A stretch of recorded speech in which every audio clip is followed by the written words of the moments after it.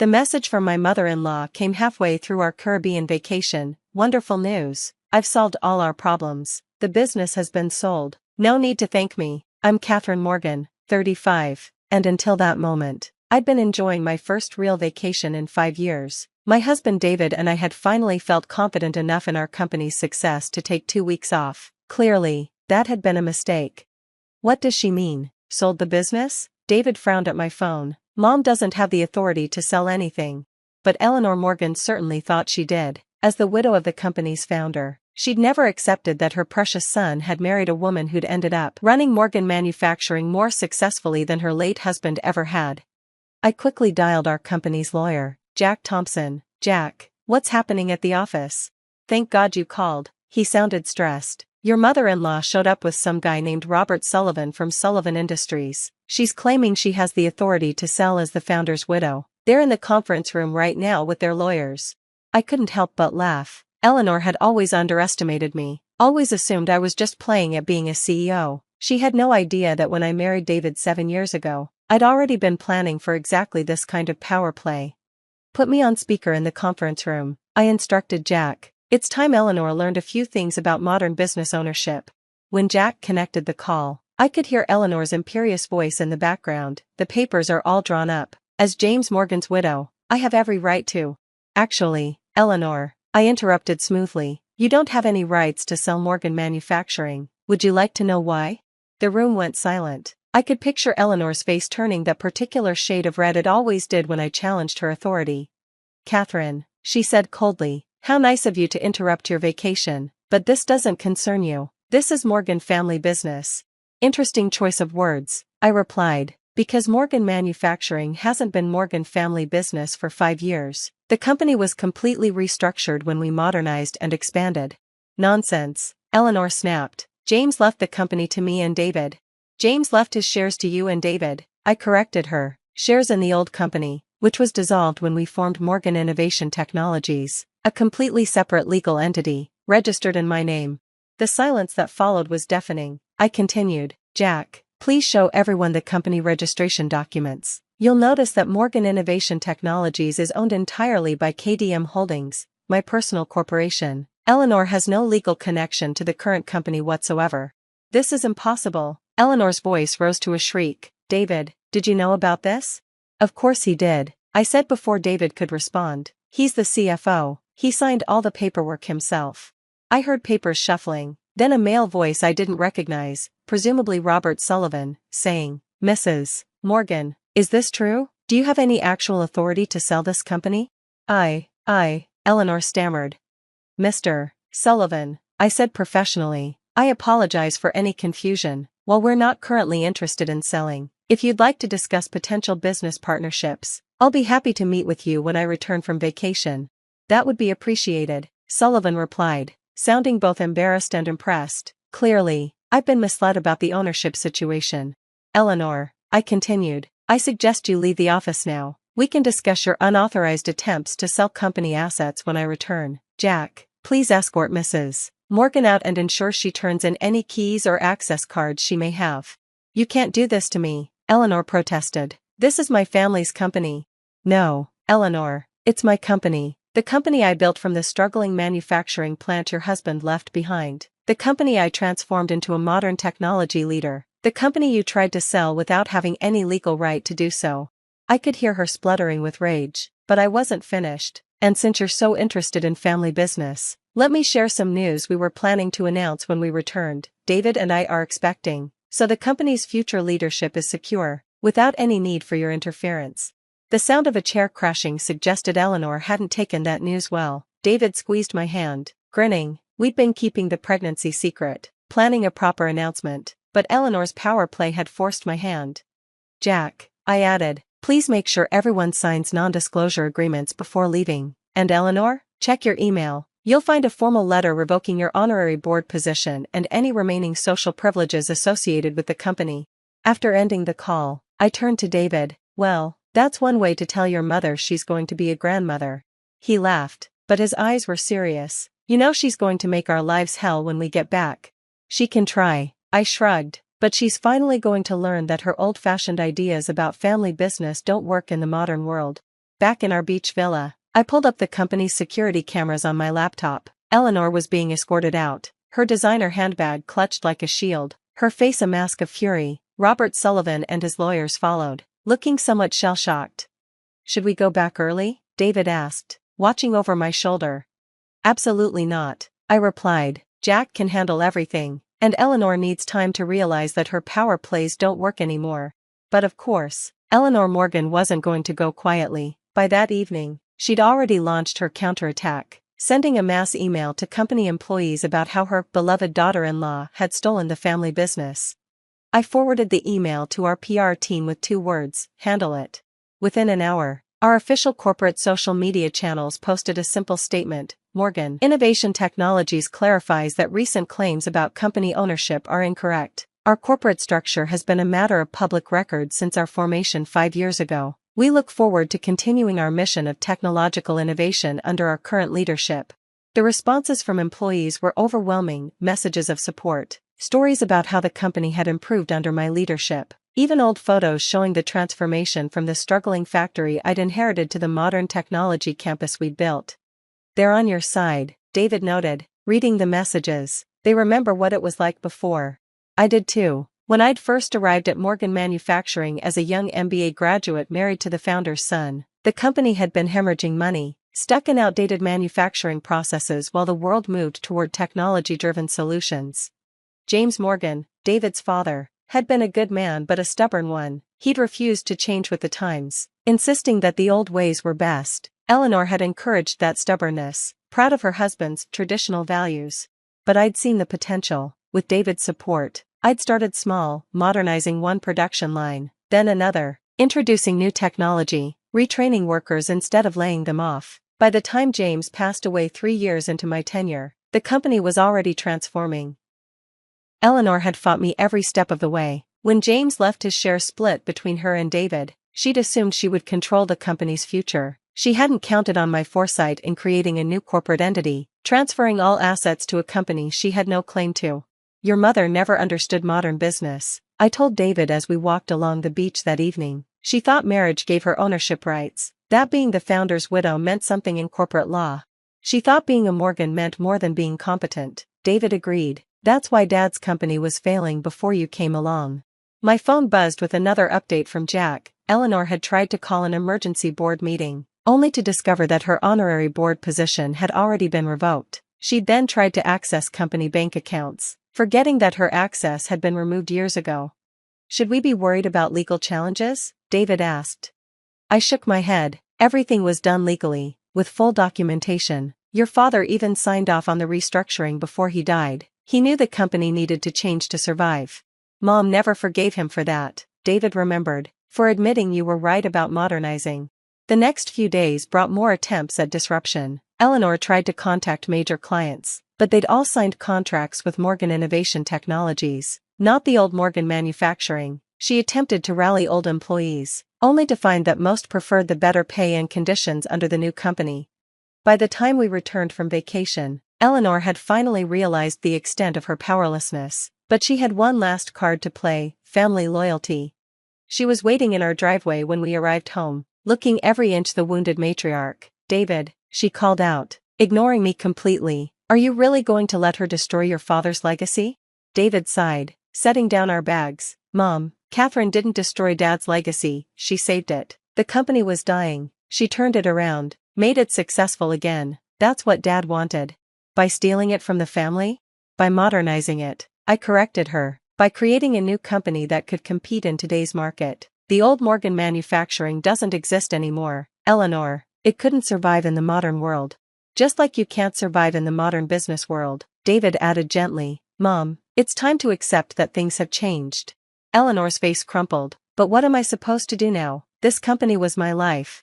"No," I said firmly, "it was your husband's life, and now it's my life, and David's, and our employees' lives. You've been holding on to something that doesn't exist anymore." I softened my tone slightly. "But if you're willing to accept reality, there might be a place for you." Both Eleanor and David looked at me in surprise. "The company's charitable foundation needs a director," I continued, "someone to manage our community relations, our historical preservation efforts. It would be a real position." "Eleanor, Not an honorary title, but actual work preserving the parts of Morgan's legacy that matter. You'd trust me with that? After everything?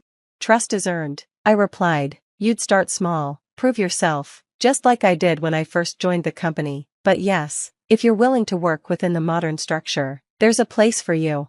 Eleanor was quiet for a long moment, studying me with new eyes. You're really having a baby? Yes, due in 7 months. And the company, it's really doing well? Better than ever, David answered, because of Catherine. Eleanor smoothed her expensive dress, visibly struggling with her pride. I may have acted hastily, she admitted finally. Perhaps we could discuss this foundation position over dinner? It wasn't quite an apology, but it was a start. Dinner would be fine, I agreed. But first, I need your keys to the house, all of them.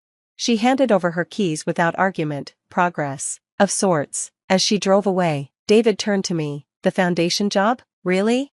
Why not? She needs purpose, and we need someone to manage the historical aspects of the company. Besides, I smiled, patting my still flat stomach. Our child should know their grandmother, just not the version who thinks she can sell companies she doesn't own.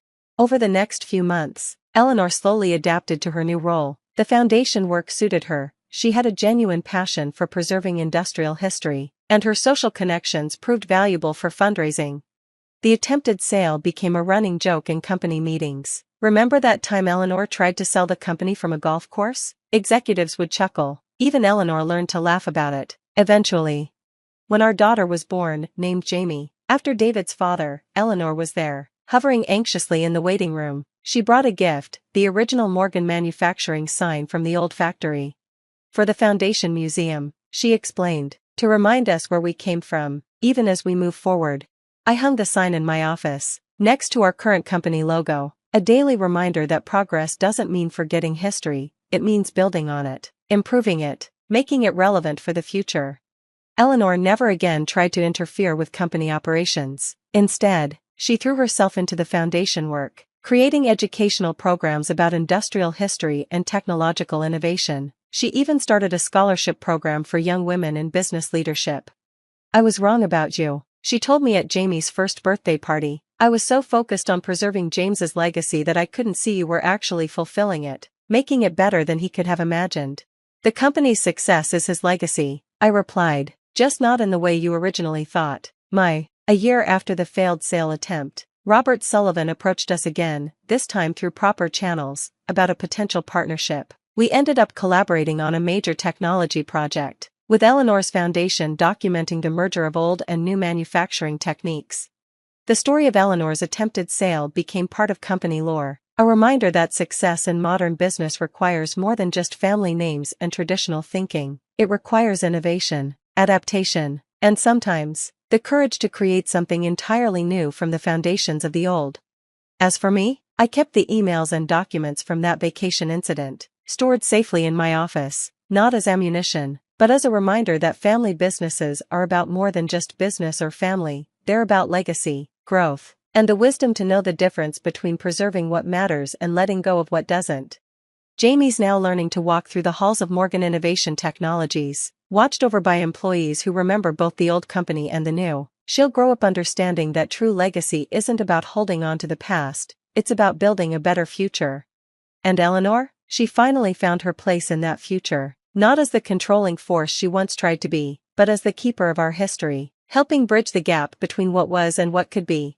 Sometimes, the biggest mistakes lead to the best outcomes. Eleanor's attempted sale had forced us to confront the last vestiges of old thinking in our modern company. Her failure had ultimately led to her success, just not in the way she'd originally planned. The end. The crystal champagne flute trembled in my hand as I watched my mother fawn over my brother for the 1000th time. "To Quentin," she beamed, "the most successful entrepreneur this family has ever produced. I'm Zella." And I was standing in my parents' lavishly decorated living room, surrounded by family members who'd gathered to celebrate my brother's latest business venture. The same week I'd received my PhD in psychology after 8 years of grueling work. Not that anyone here seemed to care. "Mom," I said, trying to keep my voice steady, "I actually have some news too." "Oh, honey, just a minute," She cut me off, rushing to adjust Quentin's tie for the photos. Dwayne, come stand next to your son. Warren, would you mind taking the picture? My father proudly clasped Quentin's shoulder. That's my boy. Showing everyone how it's done in the real world, aren't you? I knocked back the rest of my champagne, catching my best friend Kira's sympathetic glance from across the room. She mouthed, You okay? And I gave her a tight smile. Did you hear about the new contract? Quentin's voice boomed across the room. 20 million in projected revenue, the biggest deal Morrison Enterprises has ever landed. More applause, more congratulations. I slipped into the kitchen, needing a moment alone, but my cousin Beatrice followed me in. I heard about your PhD, she said quietly. That's incredible, Zella. I can't believe no one's mentioned it. Thanks, Bea. I started loading dishes into the dishwasher, keeping my hands busy. 8 years of research, teaching, and writing. But hey, what's that compared to another business deal, right? It's not fair, she said, helping me with the glasses. You know, you're the reason I decided to go back to school, seeing you pursue your dreams despite... The kitchen door burst open. My mother rushed in, looking flustered.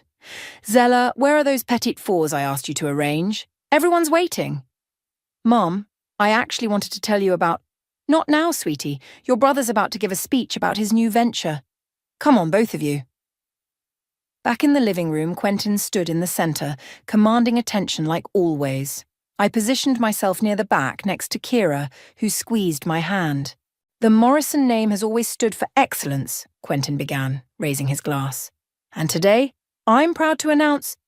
His phone rang, cutting through his speech. He glanced at the screen and I watched as all the colour drained from his face.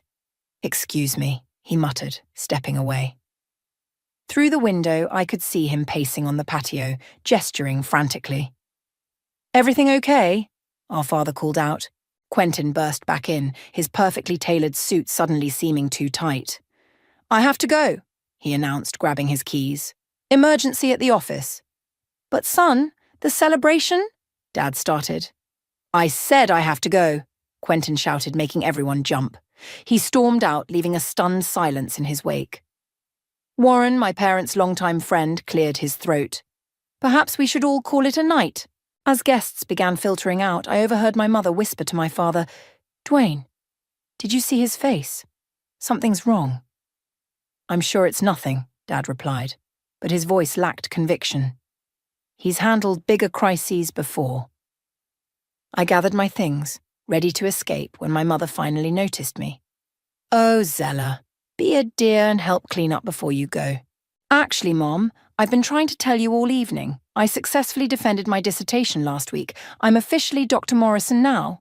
She blinked, then patted my cheek absently. That's nice, honey. But right now, I'm worried about your brother. Could you check on him tomorrow?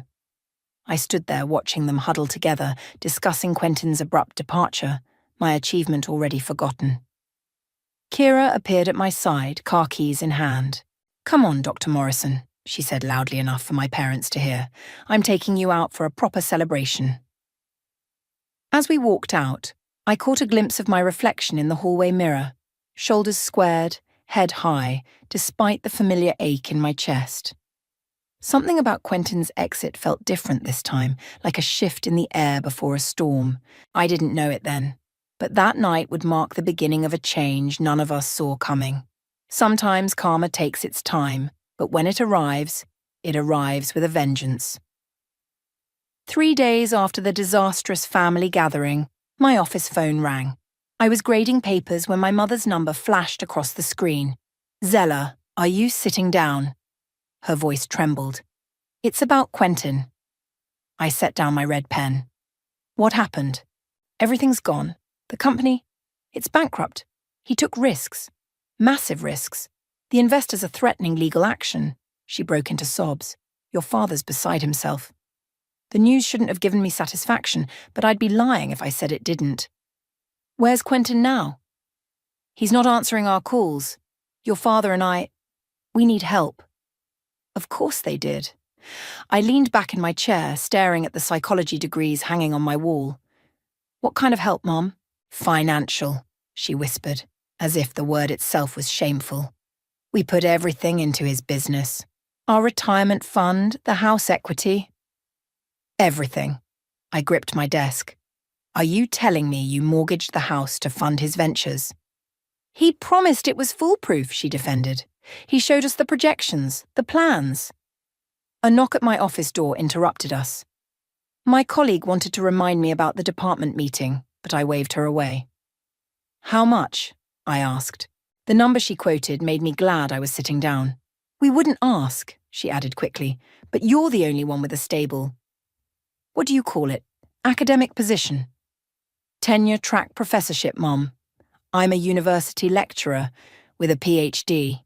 Remember, the achievement you couldn't spare 5 minutes to acknowledge last week? Silence stretched between us. Then, Zella, please. We're desperate. I closed my eyes, memories flooding back. 12-year-old me winning the state science fair, only to have my parents skip the ceremony for Quentin's football game. 16-year-old me earning a full academic scholarship, overshadowed by Quentin's first business venture. 25-year-old me completing my master's degree while my parents bragged about Quentin's new office building. I'll think about it, I said finally. But I said I'll think about it. I hung up and immediately called Kira. 20 minutes later, we sat in the campus cafe, my untouched coffee growing cold. They're finally reaping what they sowed, Kira said, stirring her tea. You don't owe them anything. I know, but I watched students hurrying past outside. They're still my parents. Parents who never supported your dreams, who dismissed your achievements, who now need my help. I smiled grimly. Ironic, isn't it? My phone buzzed. A text from Warren. Heard about Quentin. Board meeting records show he falsified projections. This is bigger than bankruptcy. Oh, God, I muttered, showing Kira the message. She read it and looked up, her lawyer instincts kicking in. This could mean criminal charges. Another text came through, this time from Beatrice. Just heard the news. Are you okay? Can we talk? I texted back, suggesting dinner tonight. Then I turned to Kira, an idea forming. What if... I began slowly. What if I could use this situation to change things? Really change things? Kira leaned forward. I'm listening. They want my help? Fine. But this time, it comes with conditions. I pulled out my notebook, the one I usually used for lecture notes. They've spent years dismissing me, dismissing my choices. Maybe it's time for a public acknowledgement. What are you thinking? A family reunion. A big one. Where they'll have to stand up in front of everyone and admit how wrong they've been. I started writing rapidly. They'll have to acknowledge my achievements, their favoritism, everything. That's actually brilliant, Kira grinned. Brutal but brilliant. I'll help them, but only after they've learned their lesson. After they understand what it feels like to be truly seen. My phone rang again. Dad this time. I let it go to voicemail. Are you sure about this? Kira asked. It could backfire. I thought about my students, especially the young women who came to my office hours seeking advice about pursuing their dreams despite family pressure. I thought about Beatrice, inspired to return to school because of my example. I'm sure, I said, my voice stronger than I'd expected. It's time they understood that success isn't just about profit margins and business deals. It's about persistence, dedication, and staying true to yourself, despite everyone telling you you're wrong. I picked up my phone to call my mother back, my hand steady this time. The plan was taking shape in my mind, clear and sharp as crystal. They wanted my help. They'd get it, but on my terms. This time, I would write the rules of engagement. A family reunion, my mother's voice crackled through the speakerphone. Zella, we need help now, not a party. I sat at my dining room table, surrounded by my support system, Kira, Warren, and Beatrice. It's not just a party, Mom. It's my condition for helping you. I don't understand. Let me be clear, I said, drawing strength from Kira's encouraging nod. I'll help with the financial situation, but first, you and Dad will host a family reunion. During it, you'll both publicly acknowledge your favoritism toward Quentin and your dismissal of my achievements. The silence that followed was deafening. "You can't be serious," Dad's voice cut in. They must have been on speakerphone too. "This is blackmail. No, this is accountability." I kept my voice steady. "You want my help? These are my terms." "But what about your brother?" Mom pleaded. "This would humiliate him." "Quentin humiliated himself," Warren spoke up. "And from what I've seen of the company records, he's lucky if embarrassment is all he faces." "Warren," Mum sounded betrayed. "You're part of this? I've watched for years as you dismissed your daughter's incredible achievements," he replied. "Maybe it's time for some honest reflection." Beatrice leaned toward the phone. "Aunt Sophia, Uncle Dwayne, Zella's inspired so many of us. Do you know she's the reason I went back to college? While you were busy praising Quentin's latest scheme, your daughter was quietly changing lives." We never meant to."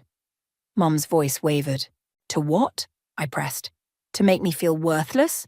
To treat my PhD like a hobby? To dismiss 20 years of hard work?" "That's not fair," Dad protested weakly. "No, what's not fair is mortgaging your future on Quentin's empty promises while treating me like an afterthought. But I'm offering you a chance to make it right." Kira slid a legal pad across the table. She'd already drafted a basic agreement. "Always the prepared lawyer. The reunion will be in 2 weeks," I continued. "I'll handle the arrangements. All you have to do is show up and tell the truth." "2 weeks?" Mom gasped. "That's too soon." "Your creditors won't wait much longer than that," Warren reminded them gently. The silence stretched again. I could almost see them exchanging looks, weighing their options. "What exactly would we need to say?" Dad finally asked. "The truth. About how you've treated me compared to Quentin. About dismissing my academic achievements. About the constant favoritism." "In front of everyone?" Mum's voice was small. "In front of everyone." Beatrice squeezed my hand under the table as we waited for their response. "And if we do this," Dad said slowly, "you'll help us?" "Yes. I'll help restructure your debt and set up a payment plan, but only after the reunion." More silence. Then Mom cleared her throat. "We'll do it." After ending the call, I slumped in my chair, emotionally drained. Kira immediately poured wine for everyone. "You did it," she said, raising her glass. "I'm so proud of you." "They actually agreed," Beatrice marveled. "I never thought." "They're desperate," Warren reminded us, "but that doesn't make this any less significant." My phone buzzed, a text from Quentin. "Mum told me what you're doing. We need to talk." "He finally surfaces," Kira muttered, reading over my shoulder. I typed back, "Tomorrow. My office. 2 p.m. "Are you sure you want to meet him alone?" Beatrice asked. "He's not in a position to make demands anymore." I took a long sip of wine. Besides, it's time for some sibling honesty too. Warren checked his watch and stood. I should go. "But Zella? What you're doing? It's not just about your parents. You're setting an example for every woman who's been told her achievements don't matter." After everyone left, I sat alone in my living room, staring at the family photo from years ago. We were all smiling, but I remembered what happened right after, Mom fussing over Quentin's hair while I stood awkwardly to the side. My phone buzzed again. A message from an unknown number. "Dr. Morrison, I'm in your Psychology of Family Dynamics class. Your lecture today about standing up to toxic family patterns really helped me. I finally told my parents I'm switching my major to what I actually want to study. Thank you." I smiled, saving the message. Tomorrow would bring confrontation with Quentin, and the reunion would undoubtedly be dramatic. But tonight's message reminded me why this mattered. Sometimes the biggest acts of courage inspire the smallest acts of bravery in others. And that made everything worth it. Quentin arrived at my office looking nothing like the polished entrepreneur from the family gathering. His expensive suit was wrinkled, his eyes bloodshot, and his usual confident stride replaced by an uncertain shuffle. "You look terrible," I said, gesturing to the chair across from my desk. "Yeah, well, bankruptcy and potential criminal charges will do that to you." He slumped into the seat. "What are you trying to prove with this reunion stunt?" I folded my hands on my desk. It's not a stunt. It's a reckoning. Come on, Zella. They're our parents. Exactly our parents, not just yours. I pulled out a faded photograph from my desk drawer. Remember this? My high school graduation. You weren't there because you had a crucial business meeting. Mum and Dad left halfway through to help you set up your first office. He shifted uncomfortably. That was years ago. Last week I got my PhD, and they couldn't spare 5 minutes to acknowledge it. Nothing's changed, Quentin. A student walked past my office doing a double take at seeing the famous Quentin looking so disheveled. He quickly shut my door. You don't understand what I'm dealing with right now, he said, voice low. The investors are out for blood. The SEC is investigating. And whose fault is that? You falsified projections, took ridiculous risks, and dragged our parents down with you. He slammed his fist on my desk. I was trying to keep the business alive. By committing fraud? I kept my voice steady. Warren showed me the board meeting records. Quentin's face paled. Warren needs to mind his own business.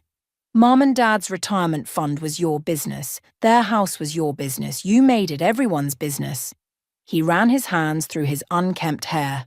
So this is revenge? Make them humiliate themselves in front of the whole family to punish me? No.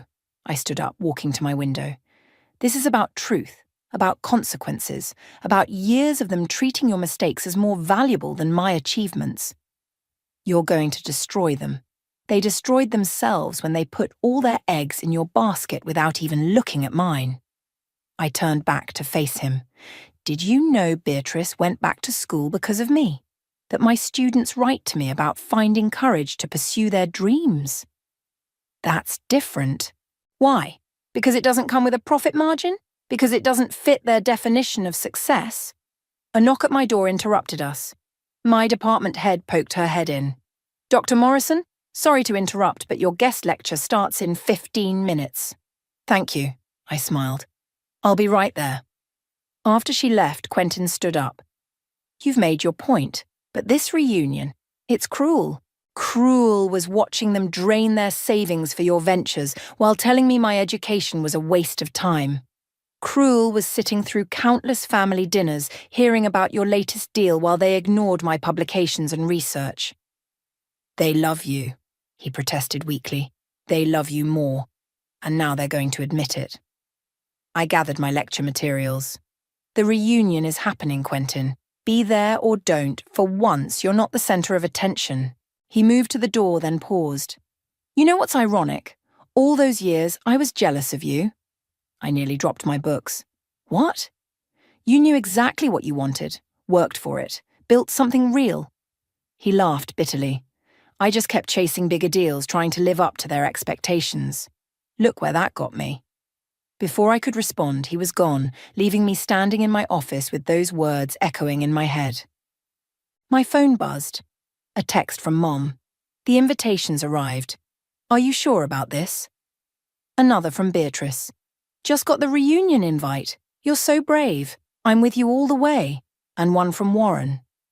SEC called. They want to interview your parents about their investments in Quentin's company. Timing couldn't be worse. Or better. I walked to my lecture hall thinking about Quentin's confession. All those years of feeling less than. And he had been jealous of me. The thought almost made me laugh. But as I set up my presentation on family dynamics and psychological validation, I realized something. This reunion wasn't just about making my parents admit their favoritism. It was about breaking a cycle. About showing everyone, my parents, my students, Beatrice, even Quentin, that success isn't measured by dollar signs. My phone buzzed one more time. Kira. Ready for tomorrow's reunion planning? Got some ideas that'll make sure your parents can't wiggle out of this? I smiled, typing back, more ready than they'll ever be. The truth was coming, whether they were ready or not. The reunion venue buzzed with nervous energy as family members filed in. I stood near the entrance, greeting everyone while keeping one eye on my parents, who huddled in a corner looking like they were attending a funeral rather than a family gathering. Quite a turnout, Kira whispered, appearing at my side. I count at least 50 people. 50 witnesses, I corrected quietly. Aunt Margaret bustled over, pulling me into a tight hug. Zella, darling, I heard you're a doctor now. A real doctor. Why didn't your mother tell us? I caught Mum's flinch from across the room. Maybe you should ask her that question, Aunt Margaret. The elderly woman frowned, but before she could respond, Warren appeared with a glass of water for me. Your father's looking a bit pale. Should we move up the speeches? Let them sweat a little longer, I said, watching Dad loosen his collar for the third time in 10 minutes. Beatrice approached with her parents. Uncle Dwayne and Aunt Sophia seem tense, she observed. Have they practiced what they're going to say? That wasn't part of the deal. Whatever they say has to be genuine. The room grew more crowded. Second cousins I hadn't seen in years. Family friends, even my old high school teacher, Mrs. Patterson, who'd always encouraged my academic pursuits when my parents wouldn't. Is Quentin coming? Someone asked loudly. Mum's head snapped up, hope flashing across her face, but I knew better. He'd texted earlier. Can't watch this train wreck, sorry sis. Warren clinked his glass, calling for attention. If everyone could take their seats, we have some special presentations planned. I watched my parents reluctantly make their way to the front row. Mum's hands trembled as she smoothed her skirt. Dad's jaw was clenched so tight I could see the muscle twitching. First, Warren continued, I'd like to acknowledge our host, Dr. Zella Morrison, whose recent achievement of earning her PhD in psychology is just one of many accomplishments we're celebrating today. Applause filled the room. Several relatives looked confused, clearly hearing this news for the first time. And now, Warren gestured to my parents, Sophia and Dwayne would like to say a few words. Mom stood up first, her legs shaking. She reached the podium and gripped it like a lifeline. Her voice cracked. The room went silent. I could hear someone's watch ticking. I don't know how to start, she whispered. Try the truth, I said clearly, my voice carrying across the quiet room. She looked at me, really looked at me, maybe for the first time in years. The truth is, I've been a terrible mother to Zella. A collective gasp rippled through the crowd. She glanced at Dad, who had gone completely white. We always favoured Quentin. We dismissed Zella's dreams, her hard work, her brilliant mind. We were so focused on what we thought success should look like that we failed to see the incredible daughter right in front of us. Aunt Margaret made a disapproving sound. Someone whispered, I knew it. Dwayne, Mum turned to my father, you need to speak too. Dad stood slowly, like each movement caused him pain. He didn't go to the podium, instead turning to face me directly. I was wrong, he said, his voice rough. I was so wrong, Zella. Every time you achieved something remarkable, I downplayed it. Every time you reached higher, I questioned why. And now, he spread his hands helplessly, now you're the successful one, the stable one, the one we turn to for help. The irony isn't lost on me. And Quentin, I prompted. Tell them about Quentin. Mom's sob cut through the room. We gave him everything, every penny we had, because we believed in him more than we believed in you. And now you're facing bankruptcy, I finished for her, because you bet everything on the wrong child. The silence that followed was absolute. I could feel every eye in the room darting between us, processing this public confession. Suddenly the back door burst open. Everyone turned to see a man in a dark suit stride in, holding up a badge. Mr. and Mrs. Morrison, he announced. I'm with the Securities and Exchange Commission. We need to ask you some questions about your investments in your son's company. Mom swayed on her feet. Dad reached for her, but she was already crumpling toward the floor. Mom! I rushed forward, catching her before she hit the ground. Despite everything, she was still my mother. As chaos erupted around us, with relatives jumping up and the SEC agent approaching, I held my unconscious mother and looked at my father's devastated face. This wasn't how I'd planned the revelation to end. But then again, karma has its own schedule. She's coming around, I said, fanning my mother's face with a program from the reunion. We'd moved her to a private room adjacent to the main hall, away from the prying eyes of relatives. Mum's eyelids fluttered open. The SEC, she whispered. Is waiting outside, Kira finished, her lawyer mode activated. And as your daughter's best friend who happens to be an attorney, I strongly advise you not to speak to them without legal representation. Dad paced the small room. This is a nightmare. A complete nightmare. A knock at the door made us all jump. Warren stepped in, closing it quickly behind him. The agents are willing to schedule the interview for tomorrow morning. I've convinced them that today isn't optimal. Thank you, I said, still holding my mother's hand. Despite everything, her fingers clutched mine like a lifeline. Zella, Mom's voice was barely audible. I'm so sorry. Not just because we need help now, but truly sorry. Watching you catch me just now. After everything we've done. Mom. No, let me finish. She struggled to sit up. Your father and I, we were so wrong, so terribly wrong. For years we measured success in dollars and deals, but look at you. Tears rolled down her cheeks. You've built something real, something lasting. While we were chasing Quentin's empty promises, you were quietly changing lives. Dad stopped pacing. The things that teacher said out there, before, about how you inspired her students to pursue higher education, Mrs. Patterson, I supplied. Yes, she said you'd helped dozens of first-generation college students believe in themselves. He rubbed his face. While we were ignoring you, you were helping others fight the same battle you fought with us. Another knock. Beatrice poked her head in. Sorry to interrupt, but there's someone else here to see you all. Quentin stepped into the room. Son! Mom tried to stand, but I gently pushed her back down. My brother looked worse than when I'd seen him in my office. His eyes were red-rimmed, his expensive watch conspicuously missing. I heard what happened, he said. Came as fast as I could. He turned to our parents. The SEC investigation. It's my fault. All of it. The falsified projections, the cooked books. I did it all. We know, Dad said quietly. You knew. Quentin's eyes widened. We suspected, Mom admitted. But we wanted so badly to believe in you that we ignored the signs. Just like we ignored Zella's achievements because they didn't fit our narrow view of success. I have to turn myself in, Quentin announced. It's the only way to possibly reduce any charges against you both as investors. The room fell silent. I watched my brother, the golden child, the favorite, the one who could do no wrong, finally taking responsibility. There's something else, he continued, pulling out his phone. I recorded a confession. About everything.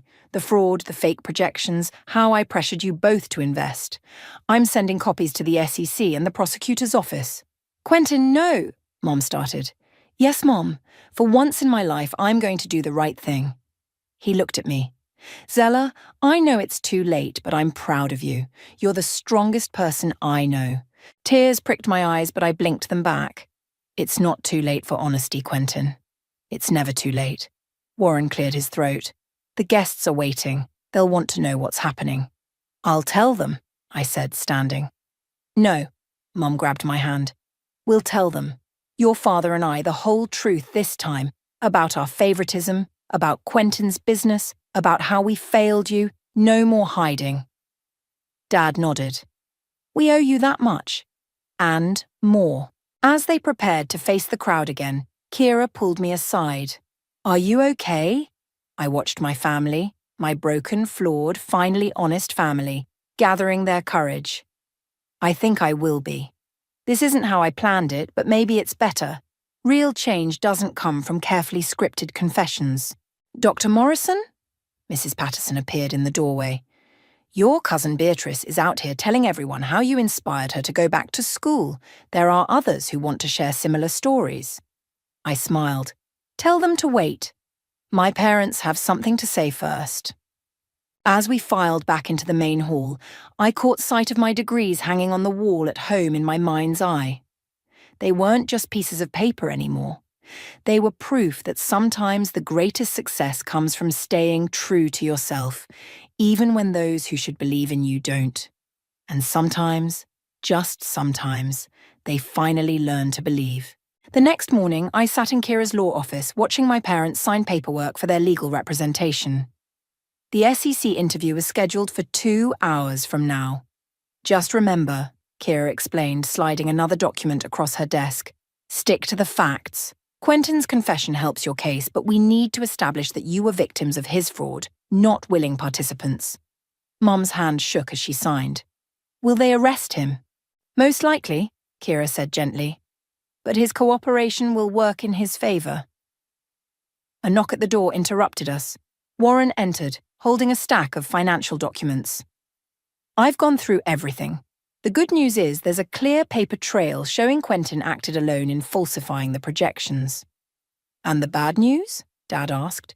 You're still looking at significant financial losses. The house, the retirement accounts. I cleared my throat. That's where I come in. Everyone turned to look at me.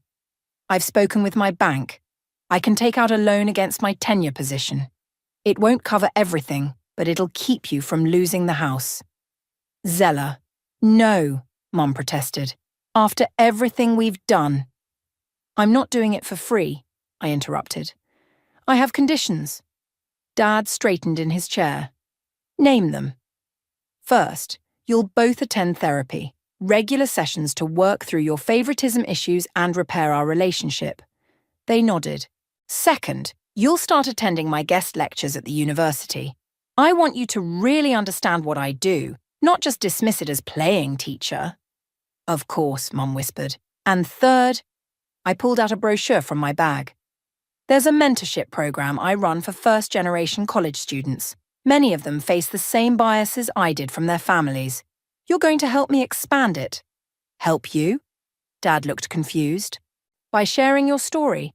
About how you learned the hard way that success isn't just about profit margins. About how you almost lost everything by betting on the wrong dreams. Before they could respond, Beatrice burst into the office, out of breath. Turn on the news! Quick!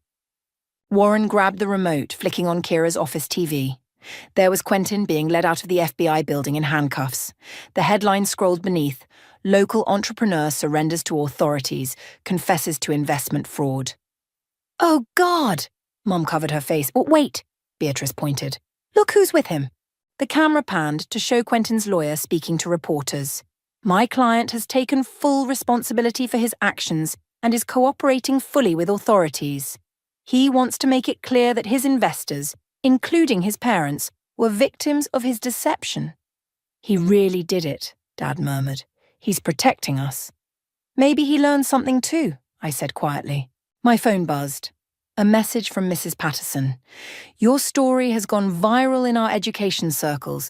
3 students just changed their majors to follow their real passions instead of their parents' expectations. You're starting a movement, Dr. Morrison. Kira checked her watch. We should head to the SEC office. Are you coming, Zella? Actually, I stood up, gathering my things. I have a class to teach. Family dynamics and personal growth. Seems pretty relevant today. Mom caught my hand before I could leave. We'll make this right, Zella. Not just the money, but everything. We're finally seeing you, really seeing you. I know, Mom. I squeezed her hand. That's why I'm helping, because growth is possible even after decades of getting it wrong. As I walked across campus to my lecture hall, my phone kept buzzing with messages. Relatives expressing support, former students sharing their own stories of standing up to family pressure, even a message from Quentin's holding cell. Teaching them the hardest lesson was your greatest achievement, sis.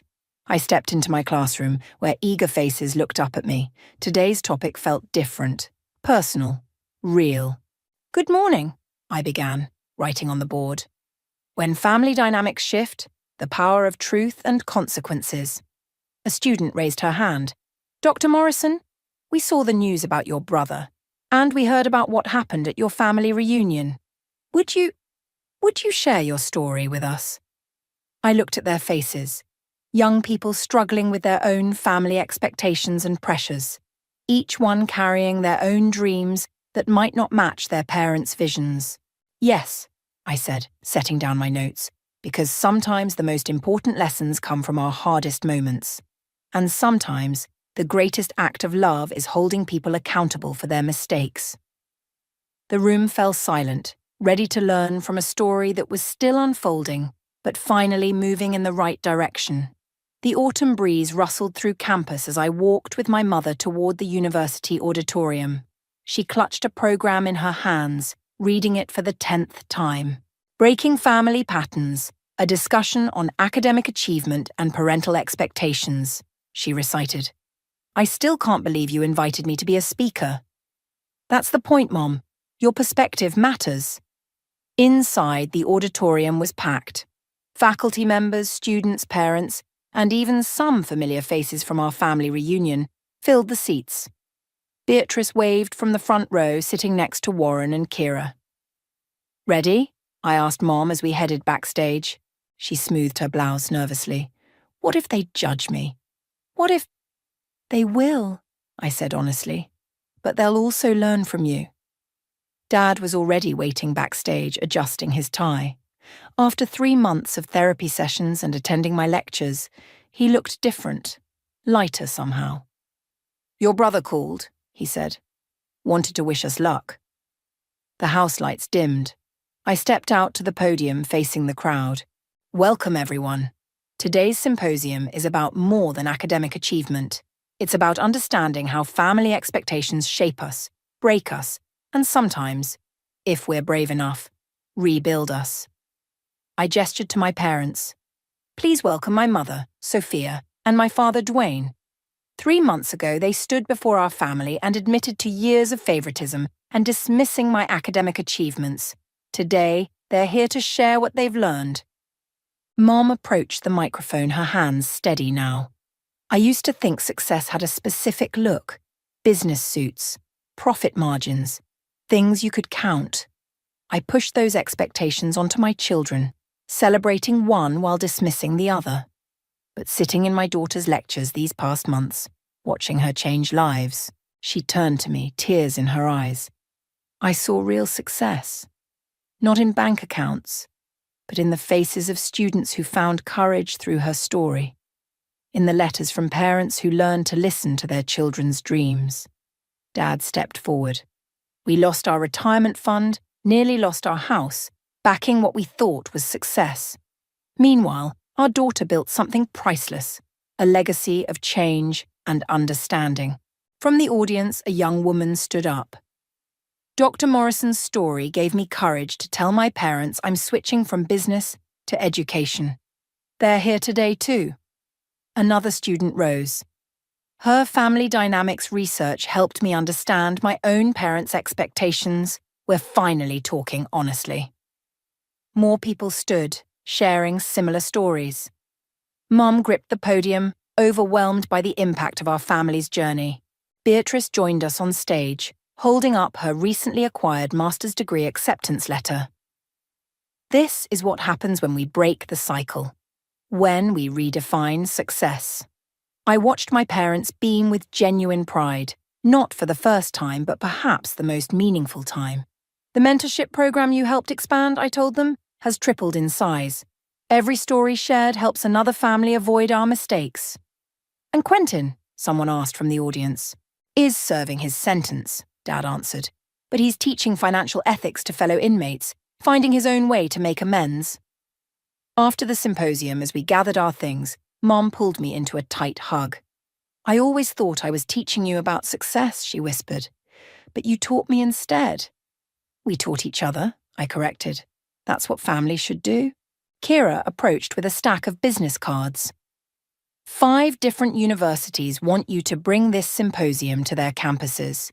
Your story is opening doors everywhere. Our story, I said, looking at my parents, because it's not just about what went wrong. It's about how we made it right. Dad checked his watch. We should head out.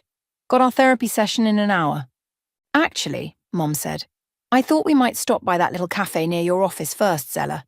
I'd love to hear more about your new research project. I smiled, remembering all the times they'd brushed off my work. The change wasn't perfect. Healing rarely is. But it was real. As we walked across campus, a student ran up to us. Dr. Morrison, that quote you shared in class about success being measured in lives changed, not dollars earned, I told it to my dad. He finally agreed to let me study art therapy. Mom squeezed my hand. You see, that's the real family business, changing lives one truth at a time. Looking at them, my imperfect, growing, trying parents, I felt something settle in my heart. We'd never be the perfect family, but maybe that was the point.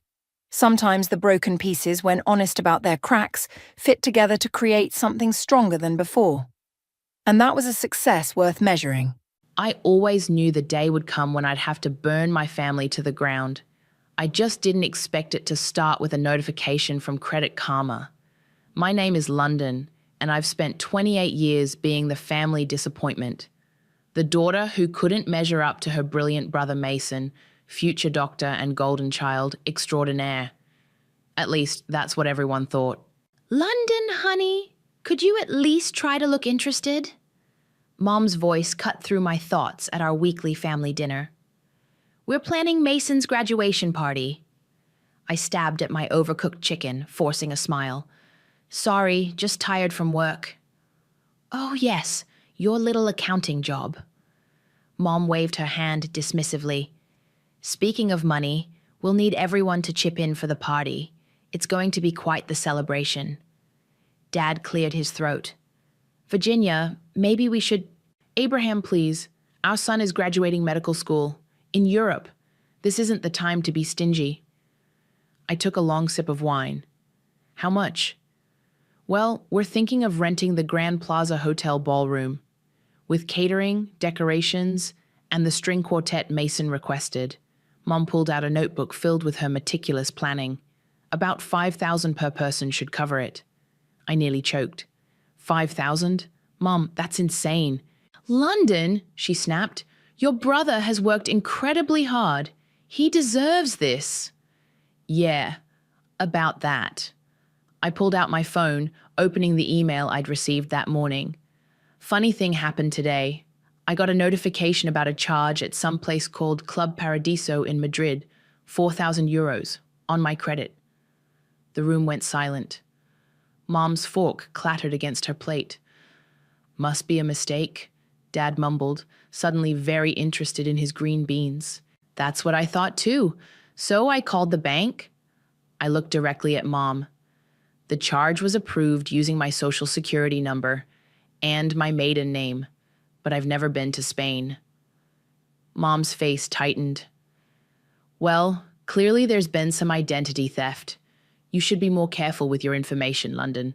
Right. Identity theft. I stood up, gathering my things.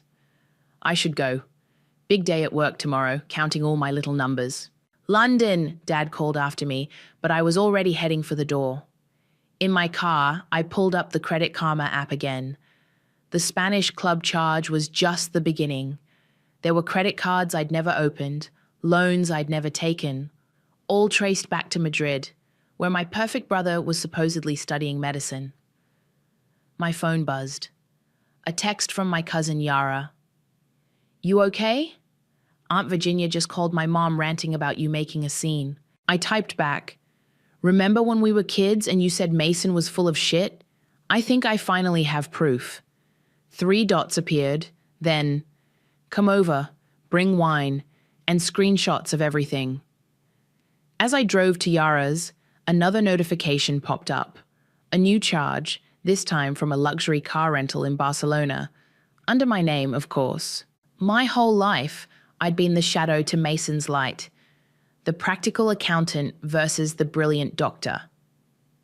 Every birthday, every holiday, every family gathering was a reminder of how I'd failed to measure up. Mom had even started a tradition of giving Mason a gift on my birthday. To make sure he didn't feel left out, I'd swallowed it all. The comparisons, the criticism, the constant pressure to be more like your brother. I'd smiled through the mortgage refinancing to pay for his tuition, nodded when Mom insisted I cancel my vacation plans because Mason needs new equipment for his residency. But now I had something concrete.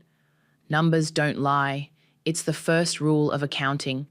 And these numbers told a story of fraud, theft, and years of calculated deception. My phone buzzed again. Mom. I expect you to apologize at next week's dinner. And please bring your contribution for the party. Mason specifically requested that champagne fountain. I turned off my phone and pressed the accelerator. The time for being quiet, reliable London was over. They wanted a family celebration? Fine.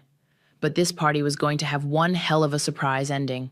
First, though, I needed to figure out exactly how deep this rabbit hole went. Good thing I'm an accountant. Following money trails is what I do best. And Brother Dearest had left quite a trail to follow. I pulled into Yara's driveway, gripping the steering wheel until my knuckles went white. Time to dethrone the golden boy, I whispered to myself. Let's see how well your medical degree holds up under audit. Holy shit, Yara whispered, scrolling through my credit report. How did no one notice this before? We sat cross-legged on her living room floor, surrounded by laptops, wine bottles, and printed bank statements. 3 hours into our investigation, and the picture was getting uglier by the minute. Because I trusted my family, I said, taking another sip of wine. Never bothered checking my credit until that Spanish club charge triggered the alert. Yara grabbed her laptop. Okay, let's start with the basics. What's the name of his medical school again? Universidad Central de Madrid. I pulled up the email Mom had forwarded to the entire family last year, announcing Mason's clinical rotations. Though I'm starting to wonder if that's even real. It's real, Yara said, typing. But their website has a student verification system. She clicked through several pages. Want me to check? My heart pounded. Do it. Yara typed Mason's name into the search field. The system loaded for a moment, then displayed a message in Spanish. What's it say? Hold on. She copied the text into a translator. No student records found matching this name and date of birth. I felt sick. Try variations of his name? Nothing. We tried every combination we could think of. The school had never heard of Mason Garcia. Maybe... I hesitated. Maybe try my name? Yara's eyes widened. She typed London Garcia into the system. This time, a record appeared. There's an ID number registered, she said quietly. But it was deactivated 3 years ago due to academic dishonesty and fraudulent documentation. The room spun. I grabbed my phone, hands shaking as I dialed the international number listed on the university's contact page. Hello? A woman answered in accented English. Universidad Central de Madrid. Hi, I'm calling about a student verification. I tried to keep my voice steady. My brother is supposedly graduating this year, and we're planning his party. Name? Mason Garcia. One moment. Keys clicked in the background. I'm sorry, we have no record of this student. What about London Garcia? A pause. Yes, this student was enrolled briefly but was expelled in 2020 for falsifying documents and academic misconduct. Are you calling about the outstanding fees? I hung up, bile rising in my throat. He used my identity to enroll, then got kicked out 3 years ago. Yara was already pulling up Mason's Instagram. Look at the timestamps. All these photos of him in scrubs, in lecture halls, they're recycled. Posted and reposted with different captions. But where's he actually been? What's he doing with all the money? Let me try something. Yara opened Facebook and searched for Bowen Wallace, Mason's supposed roommate. Found him. Oh no. I leaned over. Bowen's profile showed him partying at clubs across Europe, and there, in photo after photo, was Mason. No scrubs, no textbooks, just designer clothes, expensive cars, and endless parties. There's more, Yara said, clicking through to Bowen's business page. He runs some kind of document services company, specializing in student visas and academic credentials. My phone buzzed. Dad, can we talk? Alone? I showed Yara the message. She squeezed my hand. He knows something. Yeah, I stood up, gathering my evidence. Time to see just how deep the family denial goes. I met Dad at our old neighborhood park. He sat on a bench, looking older than I'd ever seen him. "London," he started, not meeting my eyes. "About dinner last night." "Did you know?" I cut him off. "About Mason?" He stared at his hands. I had suspicions. The stories didn't always add up, but your mother was so proud, so sure. "He stole my identity, Dad, used my name to commit fraud, and you let him?" "I didn't know about that part." His voice cracked. I couldn't bear to look too closely, to risk destroying what your mother believed in." "What about what I believed in? What about protecting me?" Dad reached for my arm, but I stepped back. "The graduation party's in 3 weeks," I said coldly. "Maybe you should start preparing Mom for a different kind of celebration." As I walked away, my phone lit up with another credit alert. A new charge from Barcelona, first-class plane tickets to London. Mason was coming home. Perfect. Let him come. Let him stand in front of everyone and play the role of successful son one last time. I had 3 weeks to build an airtight case, and this accountant was about to show her family exactly what happens when you push the disappointing daughter too far. I texted Yara, "Get ready. This audit's about to go nuclear." Her response came instantly. "Finally, time to make the golden boy tarnish." "Look at this," Yara said, turning her laptop toward me. "Mason's Venmo transactions. Public, all of them." We'd converted her home office into what we called the truth room, walls covered with printouts and sticky notes connecting the dots of Mason's deception. "Jesus," I muttered, scrolling through the payments. $5,000 to Bowen for document processing, $2,000 to someone named Jake for transcript services, and what's this pattern of $100 payments to Harley? "Harley? Your work friend Harley?" I nodded, feeling my stomach drop. The payments were regular, monthly, starting right around the time I'd first mentioned my suspicions about Mason at work. He's been paying her to spy on me. My phone rang. Speaking of the devil, Harley's name flashed on the screen. I hit ignore. "Your brother's not just a fraud," Yara said, pulling up more records. "He's running a whole operation.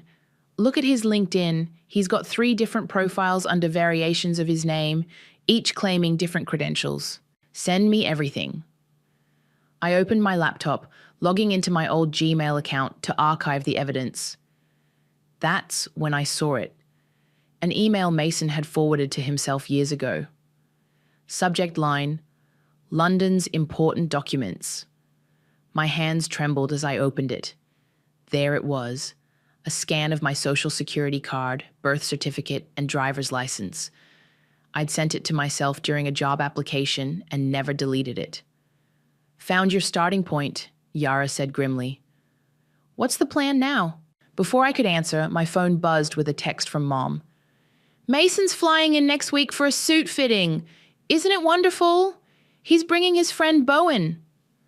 "Perfect timing," I said, showing Yara the message. "Think it's time we had a chat with Bowen?" We tracked him down at the Marriott downtown. Mason's Instagram story had tagged him there, bragging about pre-graduation celebrations. The hotel bar was dimly lit, all leather and mahogany. Bowen sat alone, nursing what looked like an expensive whiskey. He was exactly as his photos suggested. Expensive watch, carefully styled hair, smile that didn't reach his eyes. "Bowen?" I slid onto the bar stool next to him. "I'm London, Mason's sister." He choked slightly on his drink. "London? The real London?" "The one and only. Mind explaining why my brother used my identity to enroll in a medical school he never attended?" Bowen's facade cracked. He glanced at the exit, but Yara was already blocking his path. "Look," he said, lowering his voice. "It wasn't personal. Mason needed credentials. I provided a service. I didn't know he was using his sister's identity. But you knew he was lying to his family? Taking their money?" "Mason's life, Mason's choices." Bowen shrugged, but his hands were shaking. "I just handle the paperwork." "Fraud," I corrected. "You handle fraud and identity theft. Wonder what the police would think about your document services business? His face went pale. You wouldn't. Try me. I pulled out my phone, showing him the screenshots of his transactions. Start talking. The story spilled out. Mason had been expelled from his original medical school in the States for cheating. Desperate to keep the money flowing from our parents, he'd connected with Bowen online. They'd created a fake academic career using my stolen identity, forged documents, and carefully crafted social media posts. He said you'd never check, Bowen admitted. Said you were too busy being the family failure to notice. Something snapped inside me. I grabbed his whiskey and dumped it over his expensive shirt. Tell Mason I said hi. I smiled sweetly. And if either of you tries to warn him I'm onto this, I've got a lovely file ready for the fraud department. Back in my car, Yara let out a low whistle. That was badass. What now? Now? I pulled up my email, finding the graduation party invitation Mom had sent. Now we RSVP yes to the party of the century. But first, I dialed Dad's number. He answered on the first ring. London? Is everything okay? No, Dad, it's not. Meet me at Denny's in 20 minutes. Bring your reading glasses. You're going to want to see these documents clearly. I don't know if 20 minutes, Dad, or I start sending evidence to Mom's email instead. I hung up, catching Yara's concerned look. You sure about this? She asked. Once you start, there's no going back. I thought about years of being compared, dismissed, and devalued. About the credit cards maxed out in my name. About Mom's constant praise of her precious son while I worked overtime just to stay afloat. They wanted a doctor in the family so badly, I said, starting the car. Let's see how they handle a forensic accountant instead. Dad stared at the stack of papers I'd laid out on the sticky Denny's table, his coffee growing cold and forgotten. 7 credit cards, I said, pointing to the credit report. 3 personal loans, 2 car leases, all in my name, all traced back to Spain. Want to guess who's been making the minimum payments from an overseas account? He rubbed his temples. London, and here's the best part. I slid over the university documents. Remember that $40,000 you transferred last semester for his clinical rotations? Guess where it actually went? Please, he whispered. Your mother can't handle this kind of shock. Handle it? I laughed bitterly. Like I'm supposed to handle the $100,000 of fraudulent debt in my name? The waitress appeared with more coffee. Dad waited until she left before speaking. What do you want me to do? I want you to stop enabling him, stop pretending. And when I expose everything at his party, I want you to sit there and let the truth come out. He nodded slowly, defeated. As he gathered his coat to leave, he paused. Your mother, she wanted a doctor so badly. After losing your uncle to that misdiagnosis, it became her obsession, making sure no other family would suffer like that. So she sacrificed one child to create a fake version of another? I stood up. Great parenting, Dad. Really stellar work. Back at my apartment, I found Harley sitting on my doorstep. We need to talk, she said, standing quickly. Her mascara was smeared, hands fidgeting with her phone. About what? The monthly payments my brother's been making to you? She flinched. I can explain. Inside. I unlocked the door. You've got 5 minutes. Holly paced my living room while I leaned against the wall, arms crossed. He contacted me 6 months ago, she started. Said he was worried about you, that you seemed unstable, obsessed with undermining his success. And the money? He called it a friendship maintenance fee. Said he'd pay me to keep an eye on you, report back if you started asking questions.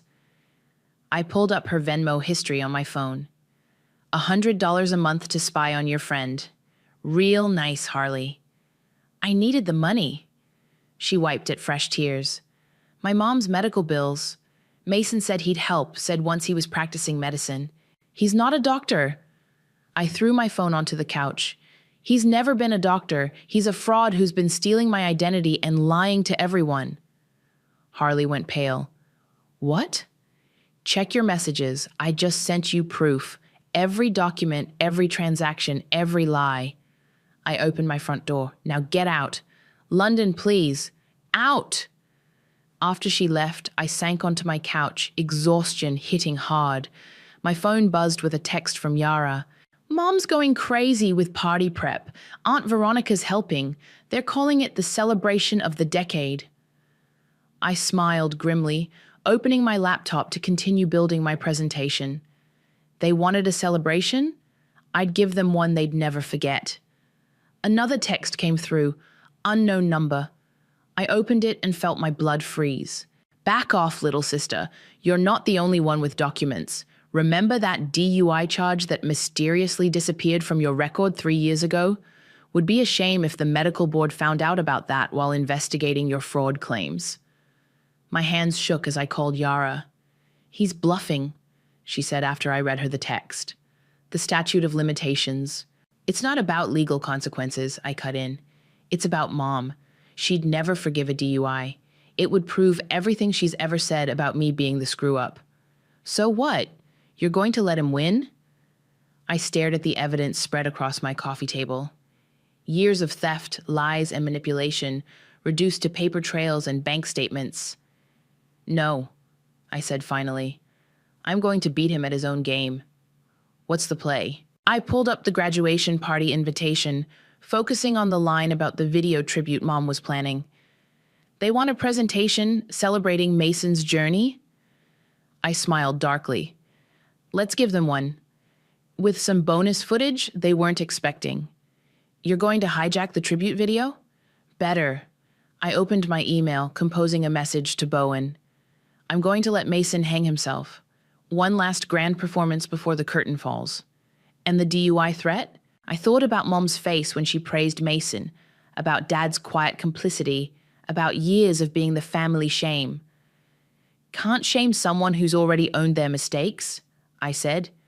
Unlike our golden boy, I actually learned from mine.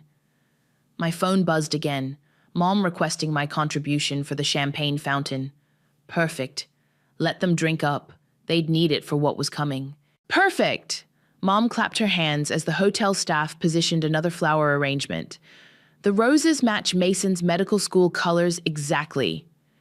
I bit back a laugh, focusing on my laptop where I sat in the corner of the ballroom. 1 week until the party, and Mom had dragged me along for the final preparations. London, honey, are you working on the tribute video like I asked? Almost done, Mom. I smiled sweetly. Just adding some special touches. Aunt Veronica bustled over, iPad in hand. The RSVP list is incredible. 3 hospital directors, 2 department heads. She peered at my screen. Oh, is that the video? Show me. I angled the laptop away. It's a surprise. You know, for the big day. Speaking of surprises, Mom said, Mason just texted. He's landing tomorrow. We're having a small family dinner to welcome him home. My stomach clenched. Sorry, can't make it. Work deadline. London, Mom's voice sharpened. Your brother has been studying medicine in Europe for years. The least you can do is... Virginia! Dad's voice cut through the ballroom. He stood in the doorway, face ashen. We need to talk. Now. I watched them hurry into the hallway, Dad clutching what looked suspiciously like the documents I'd shown him at Denny's. Aunt Veronica sidled closer. Trouble in paradise? No idea. I saved my video file and closed the laptop. But I'm sure Mason will make everything better. He always does. My phone buzzed. A text from Yara. Mason's at my coffee shop with Harley. I grabbed my things. Sorry, emergency at work. See you next week. I made it to the coffee shop in record time. Through the window, I could see them. Mason in his expensive suit, Harley looking nervous as she talked. What's the plan? Yara appeared beside me, holding 2 coffees. We watch and record. Through the glass, we could see Harley sliding something across the table. Papers?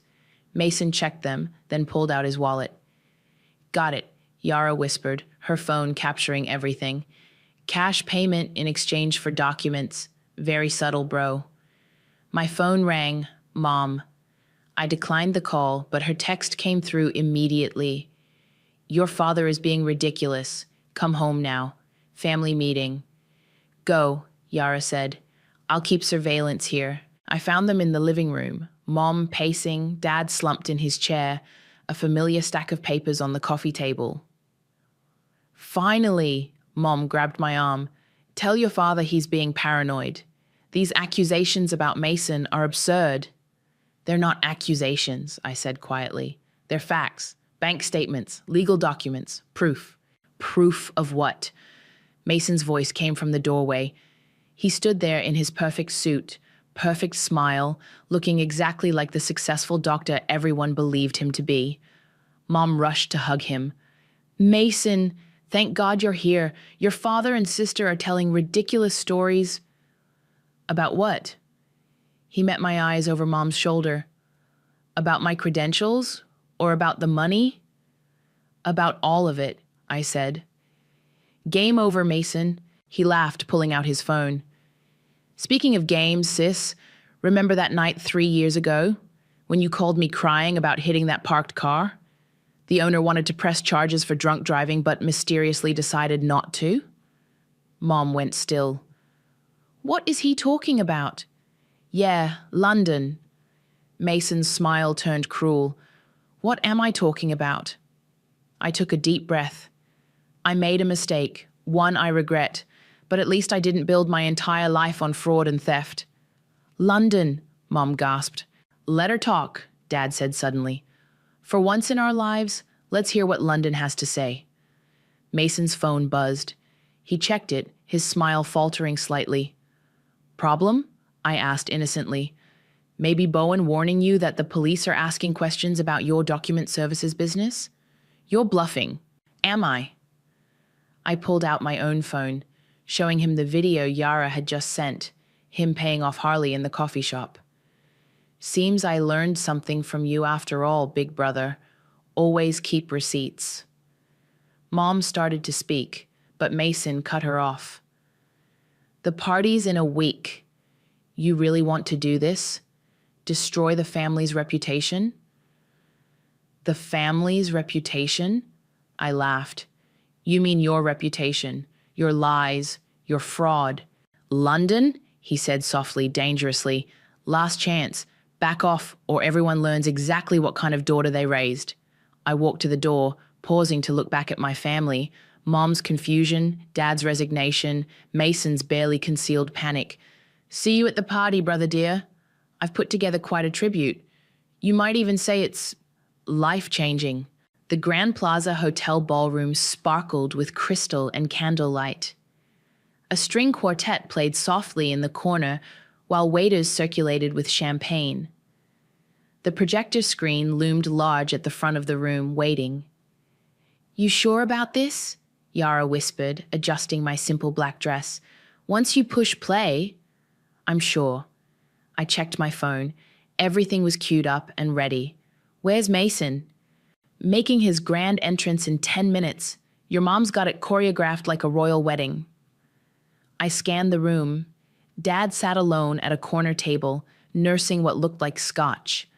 Aunt Veronica fluttered between guests, pointing out the expensive decorations. Harley huddled near the bar, jumping every time someone approached her. London! Mom's voice cut through the crowd. The video tribute needs to be ready before Mason arrives. Did you finish it? I patted my laptop bag. All set, Mom. Just like you wanted. A perfect celebration of Mason's journey. She beamed, pulling me into a tight hug that smelled of expensive perfume and desperation. I knew you'd come around, finally supporting your brother like you should. Oh, I'm supporting exactly what he deserves. Before she could respond, the string quartet switched to a dramatic flourish. The grand doors swung open. Mason stood there in a tailored tuxedo, Bowen at his side. The crowd burst into applause as he made his way through the room, shaking hands, accepting congratulations. Dr. Garcia, someone called out. You must be so proud.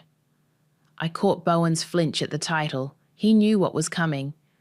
Mason reached the front of the room, tapping his glass for attention. Thank you all for coming tonight. Family, friends, distinguished colleagues. My finger hovered over the laptop's enter key. As I stand here, about to begin my medical career, I think about the journey that brought me here, the sacrifices my family made. Dad stood abruptly, his chair scraping loud against the floor. Mason faltered for a moment but continued. The unwavering support of my mother, the generosity of my father. Yara squeezed my hand. Now? Not yet. Wait for it. And yes, even my sister London, who... Mason's eyes found mine across the room. Who has always been there, in her own way. Now, I whispered, and pressed enter. The lights dimmed. The projector hummed to life. Mom clasped her hands excitedly as the first slides appeared. Childhood photos, graduation pictures, carefully staged shots of Mason in scrubs. Then the screen went black. Technical difficulties? Aunt Veronica called out. The next slide appeared, Mason's official expulsion letter from his first medical school. Then another, screenshots of his transactions with Bowen, credit card statements in my name, bank transfers, Venmo payments for fake documents. The room went silent. What is this? Mom's voice shook. London, what are you doing? The final slide appeared, a police report filed yesterday, detailing identity theft and fraud charges against Mason Garcia and Bowen Wallace. Mason lunged for the projector. This is ridiculous. A jealous sister's attempt to... To what? I stood, my voice carrying across the stunned room. To expose the truth? That you never finished medical school? That you've been living off stolen money and forged documents? Security! Mom screamed. Remove her! Actually, a voice called from the back, we're here for someone else. 2 police officers stepped forward, moving toward Mason and Bowen. No, Mom whispered. No, this isn't happening. Mason looked around wildly, then bolted for the side door. He made it 3 steps before an officer caught him. Mason Garcia, you're under arrest for identity theft, wire fraud, and financial crimes. The room erupted into chaos. Guests fled for the exits. Mom collapsed into a chair, while Aunt Veronica frantically dialed her phone. Dad just stood there, watching as his son was handcuffed. London, Mason called as they led him past me. You'll regret this. Family is supposed to protect each other. Funny, I replied. I don't remember you protecting me when you stole my identity, or when you paid my friends to spy on me, or when you threatened to expose my DUI to destroy my career. A DUI? Mom's head snapped up. Yes, Mom. 3 years ago. I made a mistake, took responsibility, and learned from it, unlike your perfect son. As Mason disappeared through the doors, Yara appeared with my coat. Show's over, she said softly. Let's go. I looked at my shattered family one last time. Mom's mascara-streaked face, Dad's empty eyes, Aunt Veronica's frantic damage control. The truth hurts, I said to no one in particular, but lies destroy. The champagne fountain burbled quietly in the corner, celebrating nothing. The morning after the party, my phone wouldn't stop ringing. Local news had picked up the story. Fake doctor's graduation party ends in arrest. I ignored the calls and drove to my parents' house. Mom sat in her dark living room, still wearing her party dress from last night. Empty wine bottles littered the coffee table. How could you? Her voice was raw. Your own brother. How could I? I stepped into the room. How could you let him steal my identity, drain our family's savings, live a lie for years? He was going to pay it all back. She hurled a wine glass at the wall. It shattered, leaving a red stain like a wound. Once he was established, successful. He was never going to be a doctor, Mom. He failed out years ago. Everything since then has been fraud. Virginia. Dad appeared in the doorway, looking like he hadn't slept. She's right. I found more documents this morning. Bank statements, loan applications. Mason's been running this scheme since college. Mom's face crumpled. No, you're both wrong. My son wouldn't. Your son did. I pulled out my phone, showing her the police report. And now he's facing federal charges, along with Bowen and everyone else involved in their little document fraud ring, including your friend Harley, Dad added quietly. She confessed everything to the police this morning. A harsh laugh escaped Mom's throat. At least Harley was loyal to someone in this family. Loyal? I stepped closer. She took bribes to spy on me. Just like Mason took your money to fund his parties. Just like you took my future to feed his lies. I gave him everything, Mom whispered. Exactly. Everything, including me. The doorbell rang. Dad opened it to find Aunt Veronica clutching newspapers. It's everywhere, she announced, spreading them across the table. Social media, too. Everyone's talking about the fake doctor scandal. Mom grabbed the nearest paper, then froze. The headline screamed, "Mother claims ignorance in medical school fraud case." What? She scanned the article. Who talked to the press? I did.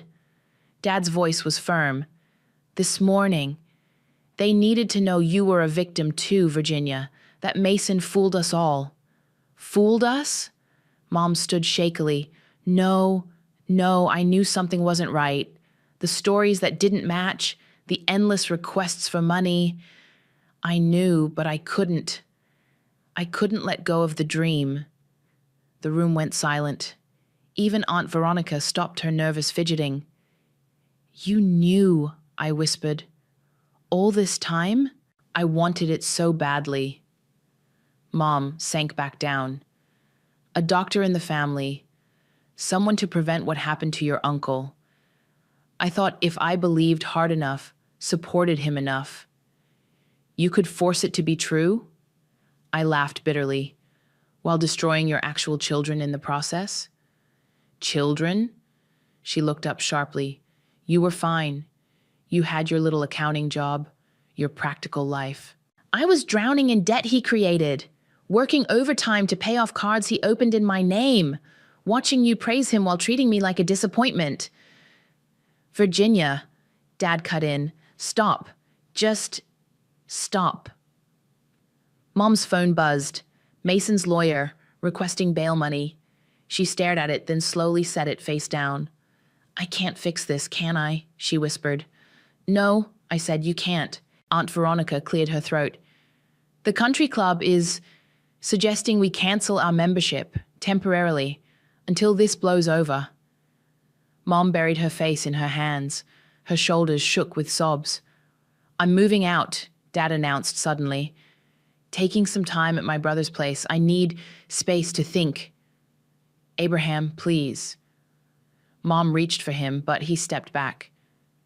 We all need space, I said, gathering my things, to figure out who we are without Mason's lies holding us together. London, Mom called as I reached the door. The DUI, why didn't you tell us? I turned back one last time. Because I knew you'd never forgive my mistake while excusing all of his. Funny how that worked out, isn't it? Outside, Yara waited in her car. How'd it go? About as well as detonating a nuclear bomb in the middle of a family could go. I buckled my seatbelt. Dad's leaving. Mom's breaking. Mason's lawyer is already working on bail. And you? I thought about the weight I'd carried for years. The debt, the lies, the constant comparison to a brother who never really existed. I'm free, I said simply. For the first time in my life, I'm actually free. Where to now? I pulled out my phone, deleting the dozens of missed calls from relatives and reporters. Anywhere but here. The truth's out. The golden boy's crown is broken. Time to let the pieces fall where they may. The courthouse corridor felt too bright, too sterile. I smoothed my blazer, watching Mason being led in, wearing an orange jumpsuit instead of his usual designer suits. Ready? Yara squeezed my shoulder. Born ready. Inside, the judge shuffled papers while Mason's lawyer made final arguments. Mom sat in the back row alone. Dad hadn't returned her calls since moving out.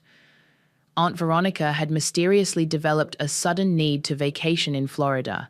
Before sentencing, the judge said, "Would the victim like to make a statement?" I stood, my heels clicking against the floor as I approached the podium. Mason wouldn't meet my eyes. "Your Honor, my brother stole more than just my identity. He stole years of trust, family relationships, and financial security. Oh, spare us the dramatics," Mason interrupted. "We all know this was just jealousy." The judge banged his gavel. "Mr. Garcia, control yourself or I'll have you removed." I continued, stronger now. "My brother created an elaborate fantasy of success, funded by fraud and enabled by our family's willful blindness. He didn't just steal money, he stole our ability to see truth, to trust each other, to be honest about who we really are."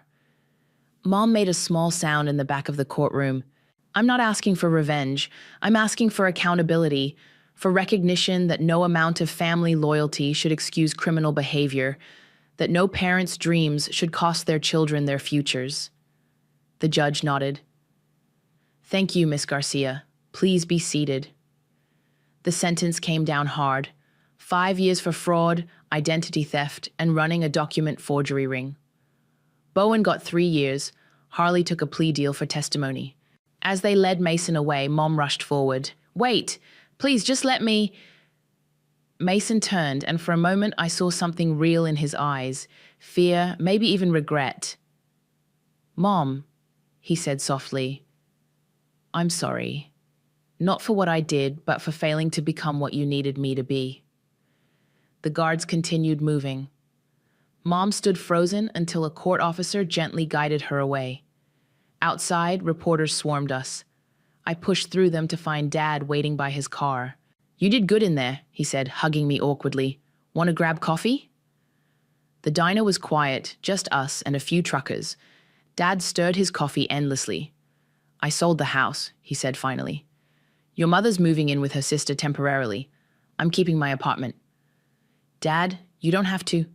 "Yes, I do. We all do." He looked up.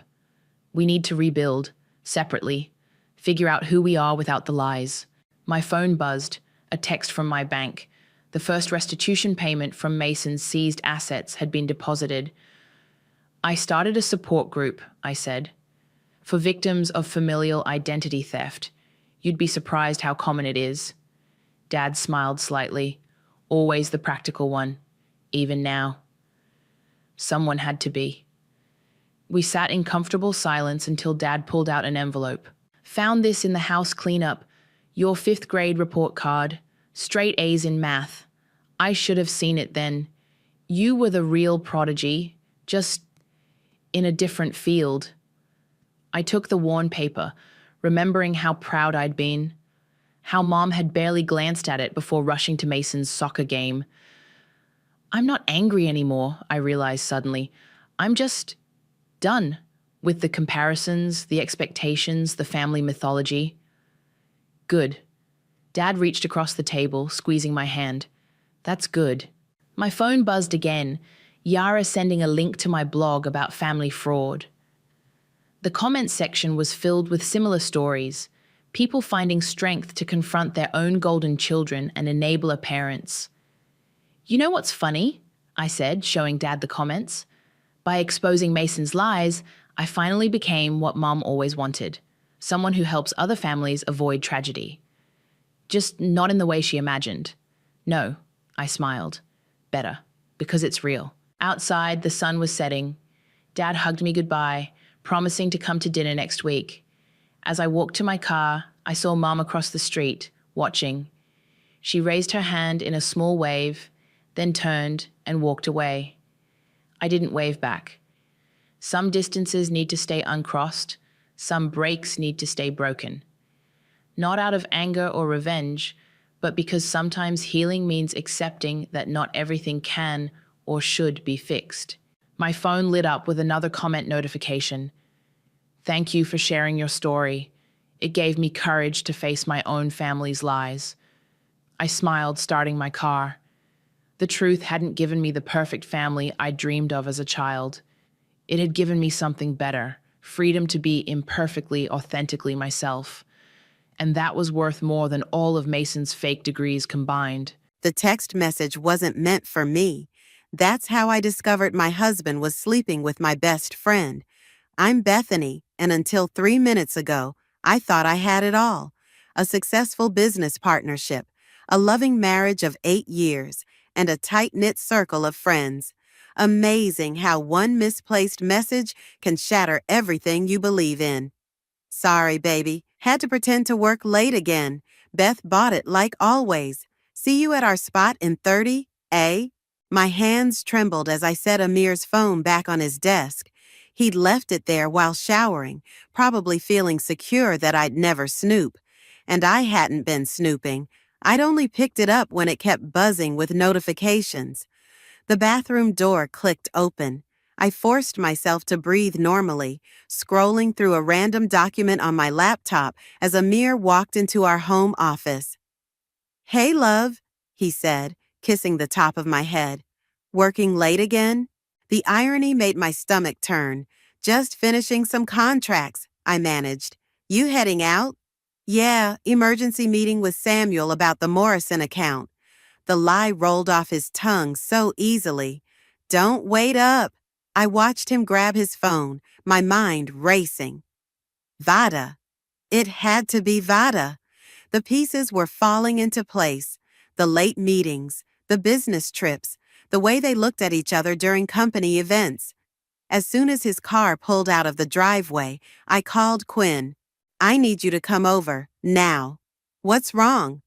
Quinn's voice sharpened with concern. "Just come, please."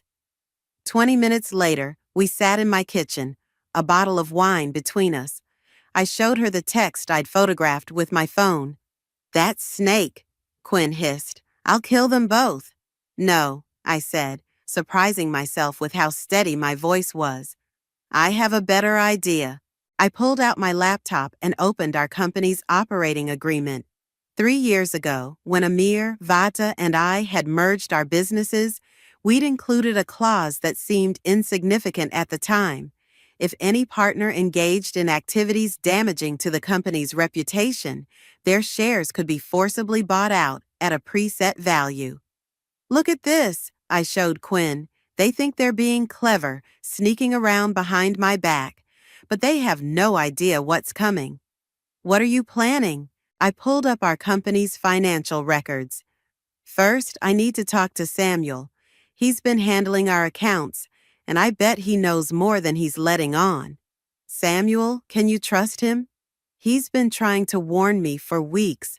All those casual conversations about irregular expenses, suggesting I take a closer look at the books. I was too blind to see it." My phone buzzed. A text from Allison, Amir's sister. "Dinner this weekend? Haven't seen you in ages." Perfect. Allison had always been closer to me than to her own brother. She'd be devastated when she found out, but for now, she could be an unwitting source of information. "I'm gonna play the fool," I told Quinn. "Let them think they're winning. Meanwhile, I'll be documenting everything. The affairs, the suspicious financial transactions, all of it." Quinn leaned forward. "And then what?" I smiled, though it felt more like baring my teeth. "They're throwing that ridiculous party next month. You know, the one where they're planning to announce my stepping down from the company. Let's just say it won't go quite the way they're expecting." "Beth," Quinn hesitated. "Are you sure about this?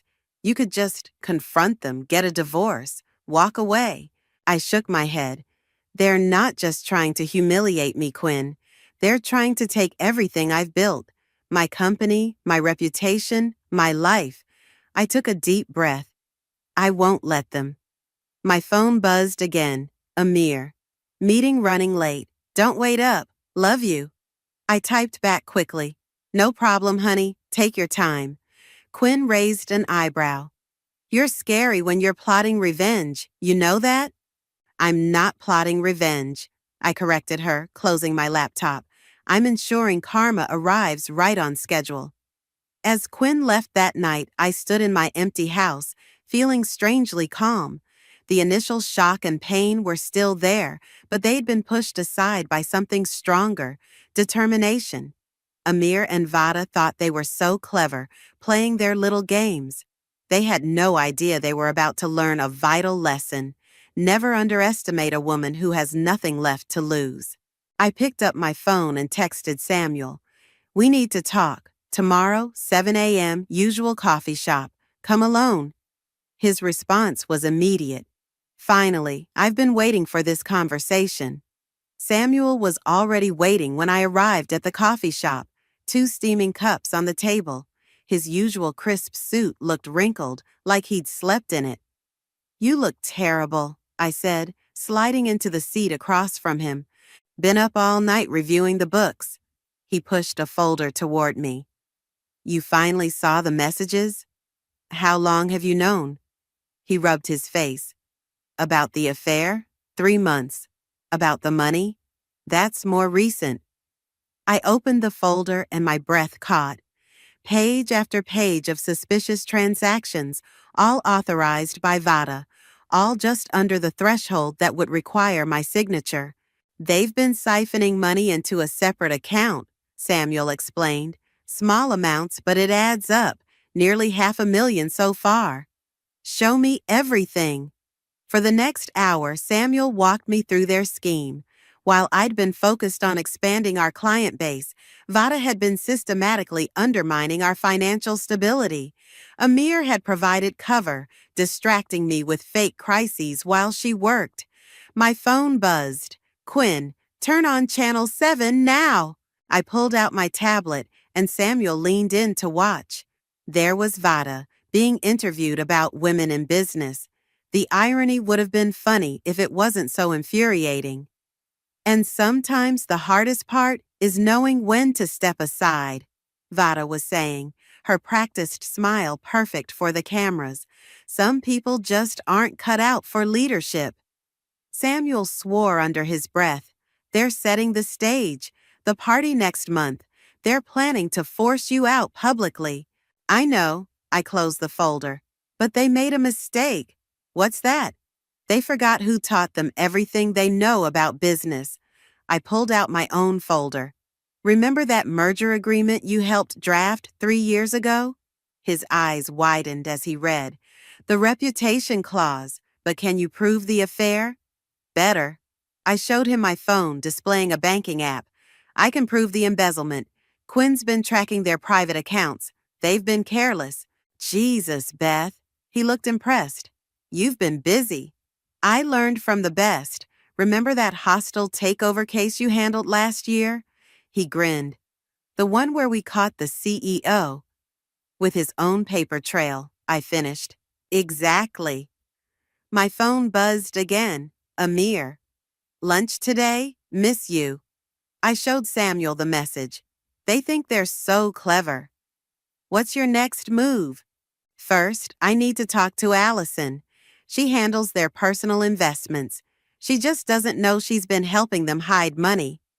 Be careful, Samuel warned. One wrong move and they'll know you're on to them. Trust me, they won't suspect a thing. I stood up. I've got lunch with my loving husband to get to. At the restaurant, Amir was already waiting, looking perfectly put together in his designer suit. The sight of him made my stomach turn, but I smiled as I sat down.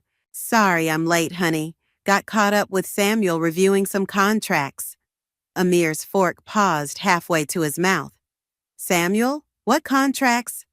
Oh, just routine stuff. I waved dismissively.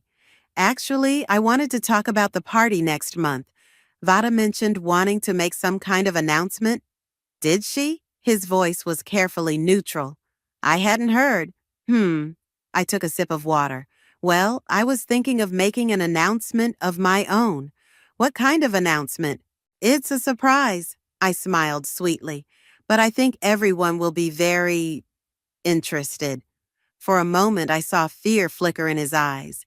Then his phone buzzed, and I knew without looking who it was. Work? I asked innocently. Yeah, sorry. He was already standing. Rain check on lunch? This is urgent. Of course, honey. Give Vada my best. He froze for a split second before recovering. What makes you think it's Vada? Just a guess. She always seems to need you urgently these days. I watched him hurry away, then pulled out my phone to text Quinn. They're panicking.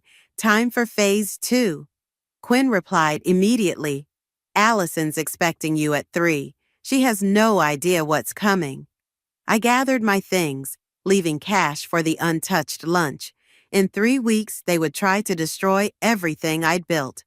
They thought they were the predators, but they were about to learn they were actually the prey. My phone buzzed one more time. Samuel, just found something else in the books. You're going to want to see this. I smiled. The pieces were falling into place perfectly. Sometimes karma needs a little help arriving on schedule, and I was more than happy to assist.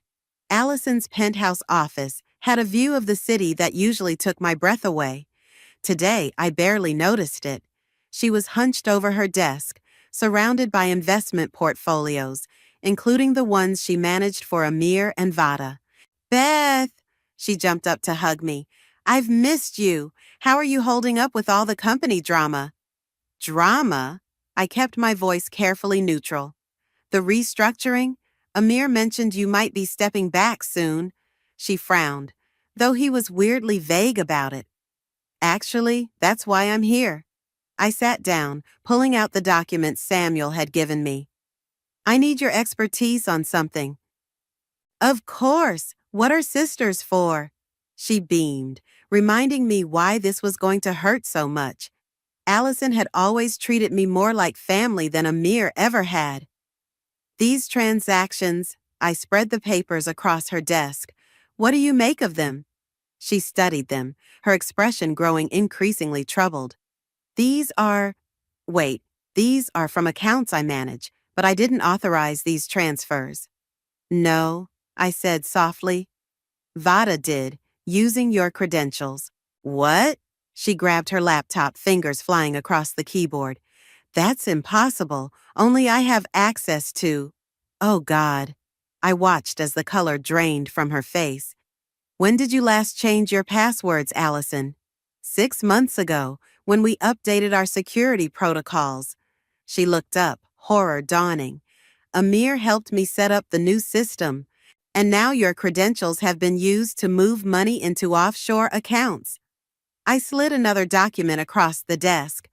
Accounts that, coincidentally, belong to your brother and his girlfriend. Girlfriend? Allison's voice cracked. What are you talking about? I pulled out my phone, showing her the text messages I'd photographed. I'm sorry, Allison. I really am. She read them, hands shaking. That son of a bitch. That absolute... She stopped, looking up sharply. They used my credentials. I could go to jail for this. No, I said firmly. You won't, because you're going to help me stop them. Her laugh was bitter. How? They've already moved the money. But they haven't spent it. I smiled. And more importantly, they haven't filed the paperwork for next quarter's taxes. Paperwork that requires your signature. Understanding dawned in her eyes. If I don't sign, their whole house of cards collapses. I leaned forward, but we need to time it right. My phone buzzed. Samuel. Meeting with board members set for party night. Everything in place. The party, Allison said, watching me text back. That's when they're planning to force you out, isn't it? That's what they think. I showed her the company agreement, but they forgot about this clause. And now, thanks to their creative accounting using your credentials, we can prove they've damaged the company's reputation. They'll lose everything, she whispered. They already decided to lose everything, I corrected her. They just didn't realize they'd be the ones paying the price. Allison stood up and walked to the window, staring out at the city. What do you need me to do? For now, nothing. Signed the tax documents like normal, but the night of the party, I handed her a USB drive. You'll know when to use this. She took it, her hand steady now. They're my family, Beth. And what am I?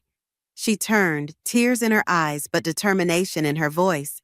You're my sister, the one who actually deserves the title. My phone buzzed again, Vada this time. Dinner tomorrow, need to discuss party details. I showed Allison the message. Looks like your brother's girlfriend wants to plan my farewell party. Go, Allison said. Let them think everything's fine. I'll handle things on my end. As I stood to leave, she grabbed my arm. Beth, make it hurt. I hugged her tightly. That's the plan. Outside, I texted Quinn. Allison's in. Everything's set. Quinn replied. Vada's been calling around, trying to get dirt on you. Should I be worried? Let her dig, I texted back. She won't find anything, but I found something very interesting in her past. What? Let's just say this isn't the first company she's tried to steal, but it will be the last. I got into my car, checking my calendar. 2 weeks until the party. 2 weeks until they tried to destroy me. 2 weeks until they learned what happens when you mistake kindness for weakness. My phone buzzed one last time. Amir. Working late again, don't wait up. I smiled as I typed, no problem, honey, sweet dreams. The pieces were all in place. Now it was just a matter of waiting for the right moment to strike. Dinner with Vada was an exercise in restraint. She sat across from me at her favorite upscale restaurant, sipping wine and discussing party details as if she wasn't sleeping with my husband. I was thinking we should invite the entire board, she said, scrolling through her phone. Make it a real celebration. Of what exactly? I asked innocently. She looked up, that practiced smile never wavering. Your years of service, of course. Everyone should hear about how much you've contributed. My phone buzzed under the table. Quinn, just got the files from Samuel. You need to see these now. Excuse me, I said, standing. Bathroom break. In the privacy of the restroom, I called Quinn. Remember how we wondered where Vada got her startup money? Quinn's voice was electric with excitement. Well, Samuel found her old business records. She did exactly this before, married her business partner, then tried to push him out of the company. Let me guess, it worked? Better. The guy disappeared. Just vanished one day, leaving everything to her. The police investigated but couldn't prove anything. I felt a chill. Send everything to Allison. She'll know what to do with it. Back at the table, Vada was typing furiously on her phone. I caught a glimpse of Amir's name before she put it away. Everything okay? I asked. Perfect. She waved the waiter over. More wine? Actually, I had a question about the quarterly reports, I said casually. Some of the numbers seem off. Her smile flickered for just a moment. Oh? Probably nothing. I'll have Samuel look into it. Samuel? She set her glass down too hard. He's been asking a lot of questions lately. Has he? I hadn't noticed. My phone buzzed again. Samuel. Board meeting set for tomorrow. They're making their move early. Something wrong? Vada asked, watching my face.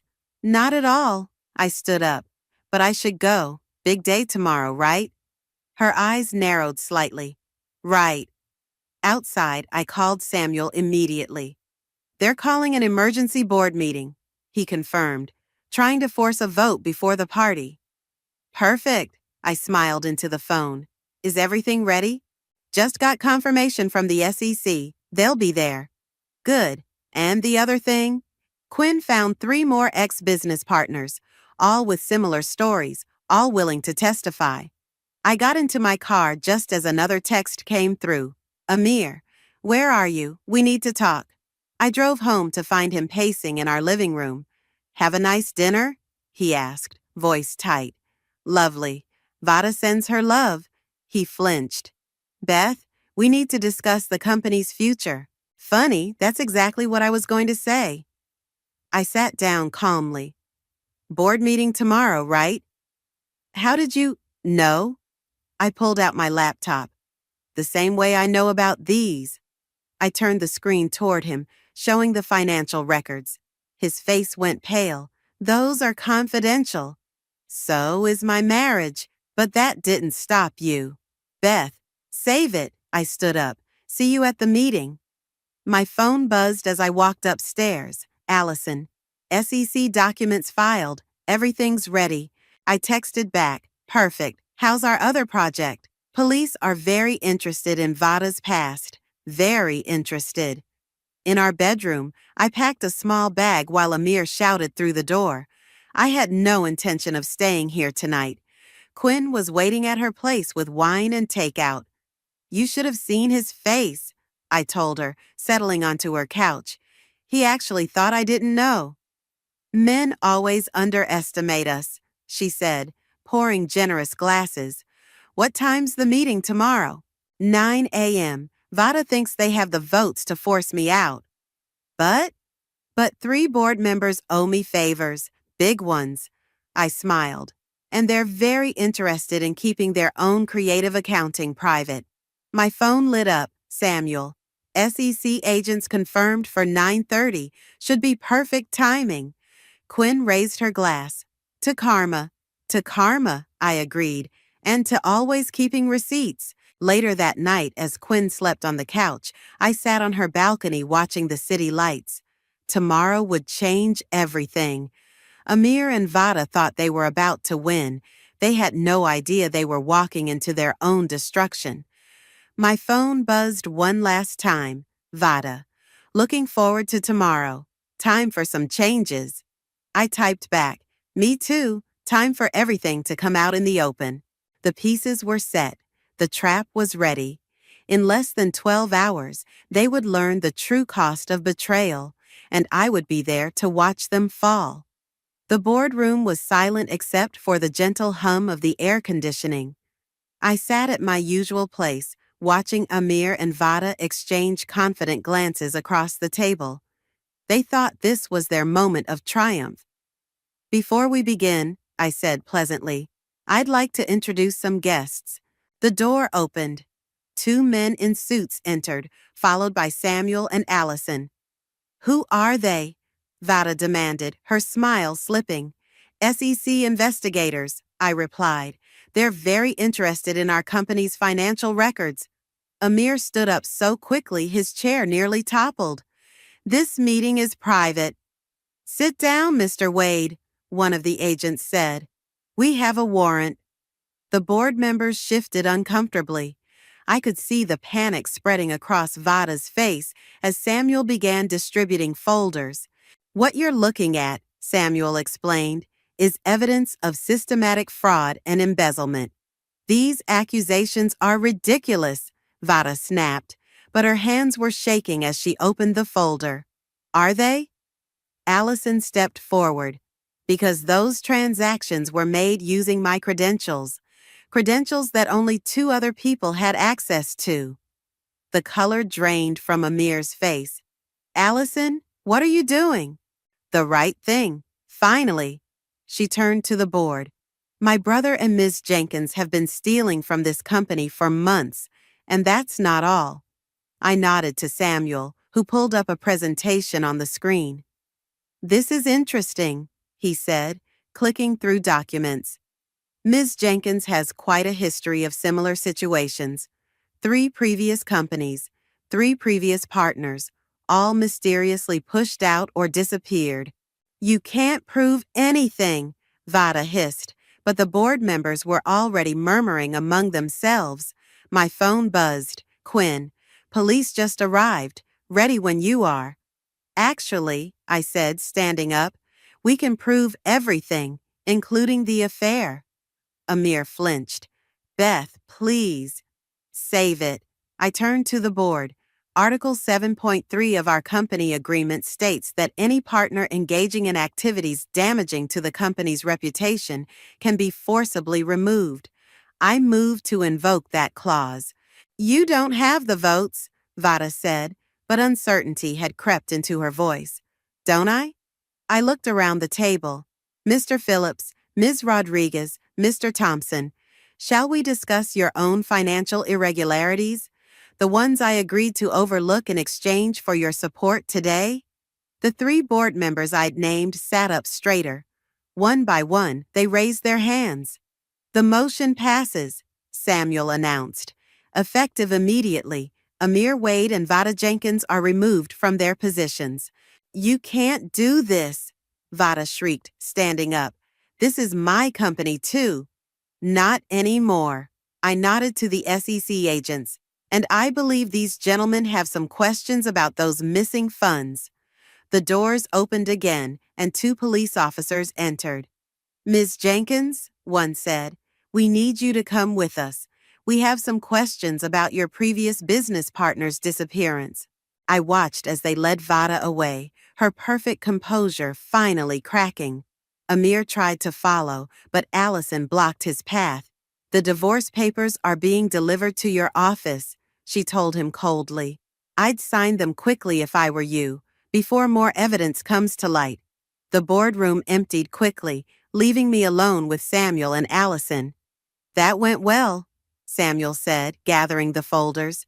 It's not over, I replied, checking my phone. The party's still on for tonight. You're still having the party? Allison asked incredulously. Of course, they wanted to humiliate me in front of everyone we know. I smiled. It would be rude to deny them their moment in the spotlight. My phone buzzed again. Quinn, Vada's being booked now. Want to see the mugshot? Save it for the party, I texted back. Beth, Allison said softly, are you sure about this? They've lost everything already. Not quite everything. I looked out the window at the city skyline, my city now. They still have their pride, for about 6 more hours. Samuel whistled low. Remind me never to cross you. Just remember, I said, gathering my things, karma doesn't always work on its own schedule. Sometimes it needs a little push. My phone lit up one last time. Amir. Please, we need to talk. I showed the message to Allison and Samuel. Looks like someone's desperate. What are you gonna say? Allison asked. I typed quickly. See you at the party, honey. Don't be late. You won't want to miss my speech. As we left the boardroom, I felt lighter than I had in months. Tonight, at the party they'd planned to destroy me, everyone would learn the truth. And tomorrow, I would begin rebuilding, stronger, wiser, and completely free of their shadows. Ready for tonight? Samuel asked as we reached the elevator. I smiled. I've been ready for this my entire life. The Grand Plaza Hotel ballroom sparkled with champagne glasses and forced smiles. Vada had chosen the venue weeks ago, planning to celebrate my downfall in style. Instead, she was spending the evening in police custody while I adjusted my red dress in the mirror. Ready? Quinn appeared behind me, looking stunning in black. Almost. I checked my phone. No new messages from Amir since his desperate plea earlier. Is everything set up? Screens are ready. Samuel has the presentation queued up. She handed me a champagne flute. Allison just texted. Amir's here, trying to convince people everything's fine. I stepped into the ballroom, and the whispers started immediately. News of the morning's board meeting hadn't spread widely yet, but people could sense something was off, especially since Vada was conspicuously absent. Beth, Amir hurried over, his smile strained. Can we please talk? Of course, honey. I raised my voice slightly. Would you like to discuss the embezzlement or the affair first? Several nearby conversations stopped abruptly. Amir grabbed my arm, trying to pull me aside. Don't make a scene, he hissed. Why not? Isn't that what this party was for? I pulled away from him. You and Vada planned quite the show. Ladies and gentlemen, Samuel's voice boomed through the speakers. If I could have your attention, please. The crowd turned toward the small stage where Samuel stood, remote control in hand. Behind him, Large screens flickered to life. "We're here tonight to celebrate truth and consequences," he continued, "and nobody understands those better than our CEO, Beth." I made my way to the stage, feeling hundreds of eyes following me. Amir stood frozen in the crowd, his face ashen. "Thank you all for coming," I said into the microphone. "This party was originally planned as my farewell celebration, a chance for my husband and his girlfriend to publicly humiliate me before taking my company." The gasps were audible. On the screens, financial records began to appear. "Instead, let's talk about what really happened. Samuel, would you do the honors?" He clicked through the slides. Bank statements, transfer records, emails between Amir and Vada planning their takeover. "And here's my personal favorite," I said as a police mugshot appeared on screen. This was taken of Vada just hours ago. Turns out she has quite the interesting history with making business partners disappear. Amir pushed through the crowd. "Stop this." "Why?" I turned to face him. "Isn't this what you wanted? Everyone gathered to witness a dramatic revelation? You're destroying everything." "No, honey, you did that yourself." I nodded to Quinn, who pressed a button on her phone. The screens filled with text messages, hundreds of them between Amir and Vada, dating back months. Their plans, their mockery, their betrayal laid bare for everyone to see. "I particularly like this one," I said, pointing to a message. "Beth's too stupid to notice. She trusts me completely." "That was you, right, darling?" The crowd had gone completely silent. In the back, I saw Allison step forward, tears streaming down her face. "You used my credentials," she said to Amir. "Your own sister. You made me an accomplice to fraud." "Allison, I can explain. Save it for your lawyer," she cut him off. "The SEC has everything they need." I raised my champagne glass. A toast to truth, to karma, and to never underestimating a woman with access to good lawyers and better friends. The screens changed one final time, showing the morning's board meeting results. Amir's removal, Vada's arrest, my complete control of the company. "Security," I called out pleasantly. "Mr. Wade seems to be having trouble finding the exit." 2 guards appeared, moving toward Amir. He looked around wildly, but found no sympathy in the crowd of shocked faces. "You won't get away with this," he snarled as they approached. "I already have," I smiled. "Oh, and honey, I've changed the locks at home. Your things are in storage. The address is in the divorce papers." As they led him out, the ballroom erupted in chatter. Quinn appeared at my side with a fresh glass of champagne. "Now that," she said, "was a party to remember." My phone buzzed. "Samuel, police want to know if you'll testify about Vada's past activities." "Tell them I'd be happy to," I texted back. The screens returned to their elegant party displays, but the damage was done. Every person in the room had witnessed Amir and Vada's downfall. Every business contact, every friend, every potential ally. "Was it worth it?" Quinn asked softly. I watched as Allison hugged Samuel, both of them looking relieved and exhausted. "Ask me tomorrow," I replied, raising my glass. "Tonight we celebrate." The party continued, but it was no longer a farewell. It was a beginning. The morning after the party, I walked into my office to find it already occupied. Amir sat in my chair looking disheveled in yesterday's suit. "Security breach in the executive suite," I said into my phone. "Send backup." "Wait," he held up his hands.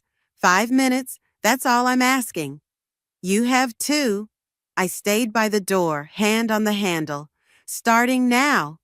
"I can fix this," he said desperately. "The board, the money, everything. Just call off the SEC. Interesting offer." I checked my watch.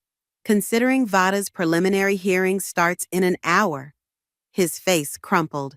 "You don't understand. If they dig too deep, they'll find what happened to her other partners." I pulled out my phone, showing him an email. Too late, the investigation's already connecting the dots. She said they left voluntarily. And you believed her? I laughed. Like she believed you when you said you'd handle me? Security appeared in the doorway. Amir stood up, straightening his jacket with trembling hands. You've ruined everything, he said. No, I survived everything. There's a difference. As they let him out, my phone buzzed. Quinn, turn on the news now. I flipped on the office TV just in time to see Vada being led into the courthouse, her designer outfit replaced by prison orange. The headline scrolled beneath, Tech CEO arrested, multiple fraud investigations opened. Samuel burst in without knocking. Have you seen? I'm watching it now. Not that. He handed me his tablet. This just came in from the forensic accountants. I scanned the document, my breath catching. Is this verified? Triple checked. They didn't just steal from the company. They were setting you up to take the fall for everything. My phone rang. Allison, are you watching the news? Better. I'm reading the forensic report. Did you know? About their plan to frame you? No. Her voice cracked. But I just found something else. Remember that partner of Vada's who disappeared? They found him. I sat down hard. Alive? No. And Amir's fingerprints are all over the evidence. The office door opened again, Quinn this time, looking grim. Police are here, she said. They want to talk to you about Amir. I put Allison on speaker. Did you hear that? I'm on my way, she said. Don't say anything until I get there. 2 detectives entered my office, faces serious. Ms. Wade, we need to discuss your husband's whereabouts 3 years ago. Ex-husband, I corrected, and my lawyer's on her way. You might want to see this first. One detective placed a photo on my desk. It showed Amir and Vada, dated 3 years ago, before I'd even met either of them. They were standing over a man I recognized from the missing persons reports. They were working together even then. Samuel whispered. My phone buzzed with a text from an unknown number. You think you've won?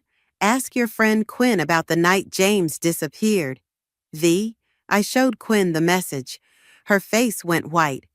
James was my brother, she said quietly. He disappeared after investigating a tech startup. I never knew until I saw Vada's picture in your company files. The pieces clicked into place. Quinn's help, her determination, her expertise in tracking financial fraud. It hadn't just been friendship driving her. Why didn't you tell me? Because I needed proof. She wiped away tears. And now we have it. The detectives took notes as Quinn explained everything. By the time Allison arrived, they had enough to arrest both Amir and Vada for murder. It's over, Allison said, watching the detectives leave. Really over. My phone buzzed one last time. Samuel. Board wants to meet. They're talking acquisition offers. No, I texted back. This company stays mine. Quinn touched my arm. What now? I looked around my office, at Samuel's worried face, at Allison's tears, at Quinn's years of hidden pain. Now we rebuild, I said, but first we make sure justice is served, all of it. My phone lit up with news alerts. Amir had been arrested trying to flee the country. Vada was cooperating with authorities, turning on him to save herself. Karma, Quinn said softly. No, I replied. Justice, and it's not finished yet. I picked up my phone to call the district attorney. It was time to make sure every single one of their victims got closure, starting with Quinn's brother. The sun was setting over the city skyline, painting my office in shades of gold and shadow. Tomorrow would bring new challenges, but tonight, watching Amir and Vada's mugshots on the news, I finally felt something I hadn't in months. Peace. The courtroom fell silent as the judge entered. I sat between Quinn and Allison, our hands linked together as we waited for the verdict. Across the aisle, Vada's expensive lawyer shifted nervously in his seat. In the matter of the state versus Vada Jenkins, the judge began, on the count of first-degree murder. Quinn's grip tightened on my hand. Guilty. The word echoed through the courtroom. In the front row, Vada crumpled, her perfect facade finally shattering completely, on the counts of fraud, embezzlement, and conspiracy. Guilty, guilty, guilty. Each word felt like another brick being lifted from my shoulders. As they led Vada away, she turned to glare at me one last time. This isn't over, she spat. Actually, it is. Quinn stood up, her voice steady. That was for James. Outside the courthouse, reporters swarmed us. Samuel appeared, creating a path through the crowd. Amir's plea deal just came through, he said as we reached the car. He's testifying against their entire network, multiple jurisdictions involved. My phone buzzed. A news alert showing Amir being led into another courthouse, head bowed, finally looking like the broken man he was.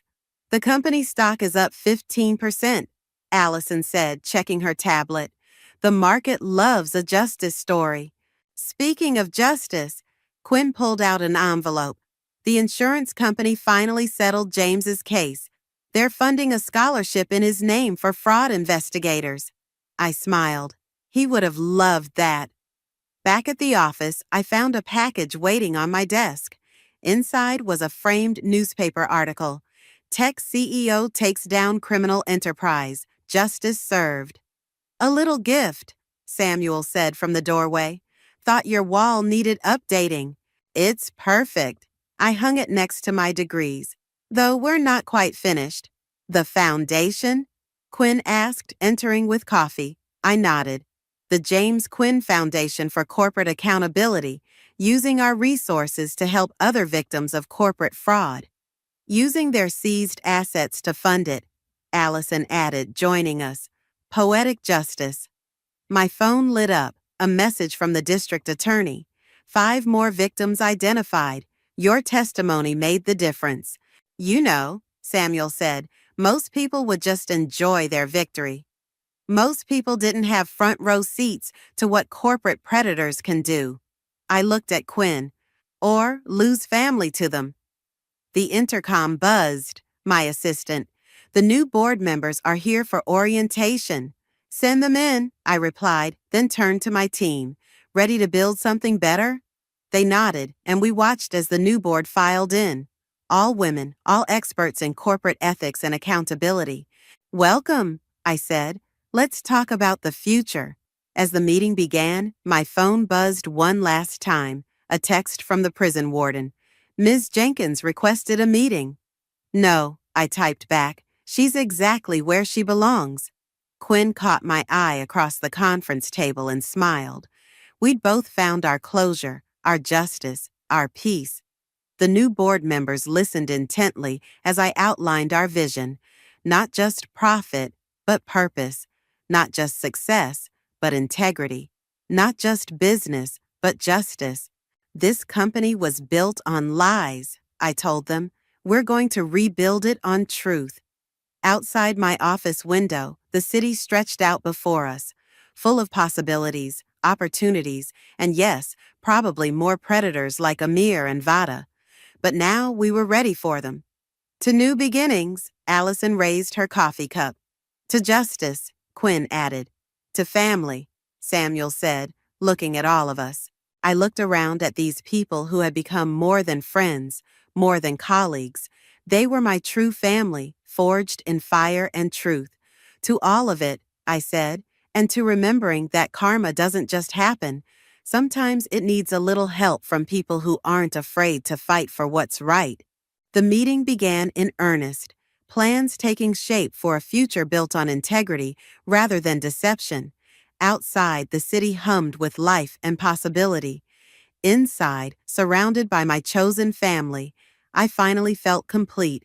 Not because of revenge, though that had been sweet. Not because of victory, though that had been necessary. But because we'd turned our pain into purpose, our betrayal into justice, our loss into legacy. And that was the best revenge of all. The letter trembled in my hands as I read it for the fourth time, still unable to process the audacity of what I was seeing. My in-laws were actually trying to take my children away from me. 3 months after burying my husband, this was how they chose to honor his memory. My name is Willow, and until recently, I thought I knew what it meant to face life's challenges. But nothing could have prepared me for this. Mom, is everything okay? Trinity's voice pulled me from my shock. My 12-year-old daughter stood in the doorway of our kitchen, her brother Stephen peeking around her shoulder. Both of them wore the same worried expression I'd seen too often since their father's death. I forced a smile, quickly folding the letter and tucking it into my pocket. "Everything's fine, sweetheart. How about some breakfast?"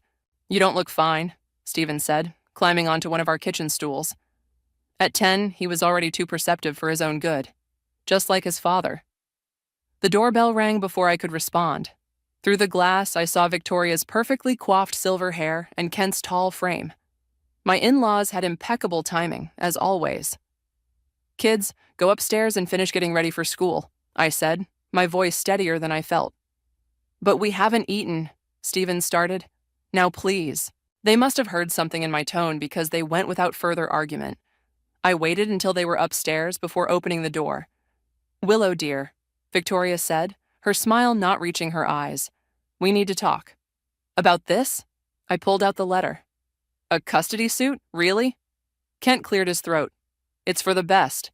The children need stability." "Stability?" My voice cracked. "Their father died 3 months ago, and you think tearing them away from their mother will give them stability?" Victoria pushed past me into the house. "Look at this place, Willow. Dishes in the sink, laundry visible from the living room. Jermaine would be devastated to see his children living like this." My phone buzzed. A text from June. "On my way. Don't let them in." Too late for that warning. "I'm a single mother working full-time while grieving my husband," I said, fighting to keep my voice level. "Some dishes in the sink don't make me an unfit mother." "No," Kent agreed, "but your history of depression does." I froze. "What?" "We have records of your therapy sessions from college," Victoria said, examining her manicured nails. "Post-traumatic stress disorder after that car accident. Anxiety, depression, not exactly stable parent material." The room spun slightly. "Those records were private. How did they—" "Get out!"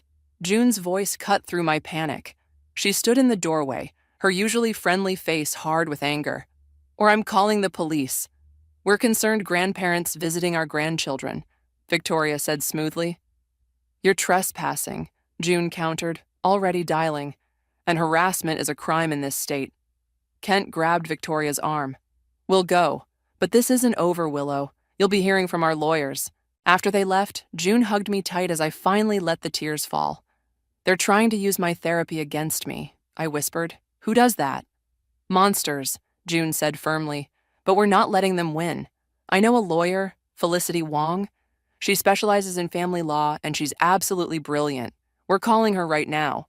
Upstairs, I heard movement. The kids getting ready for school. Their world still somewhat normal despite everything crumbling around them.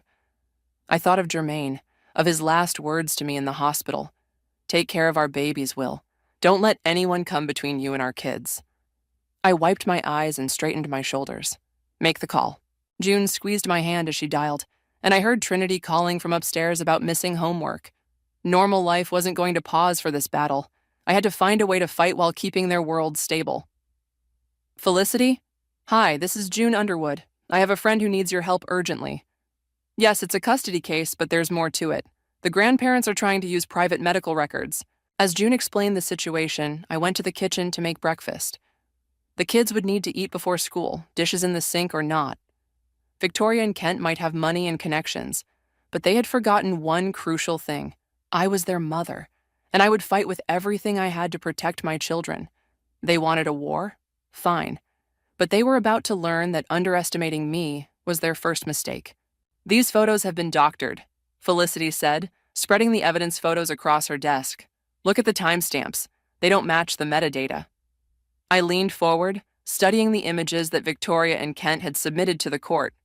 They showed my house in complete disarray, with empty wine bottles scattered across the coffee table and what appeared to be drug paraphernalia in the background. But I've never, I started. I know, Felicity interrupted, her dark eyes sharp. That's exactly why these caught my attention. The lighting's wrong, the shadows don't match, and whoever did this forgot that digital images leave traces. June, who had been quietly examining the photos, suddenly grabbed one. Wait a minute. This mess they photographed. That's from Victoria's own house. Look at the curtains in the reflection. Those are her hideous designer drapes that she wouldn't shut up about at last year's Christmas party. Felicity's eyebrows shot up.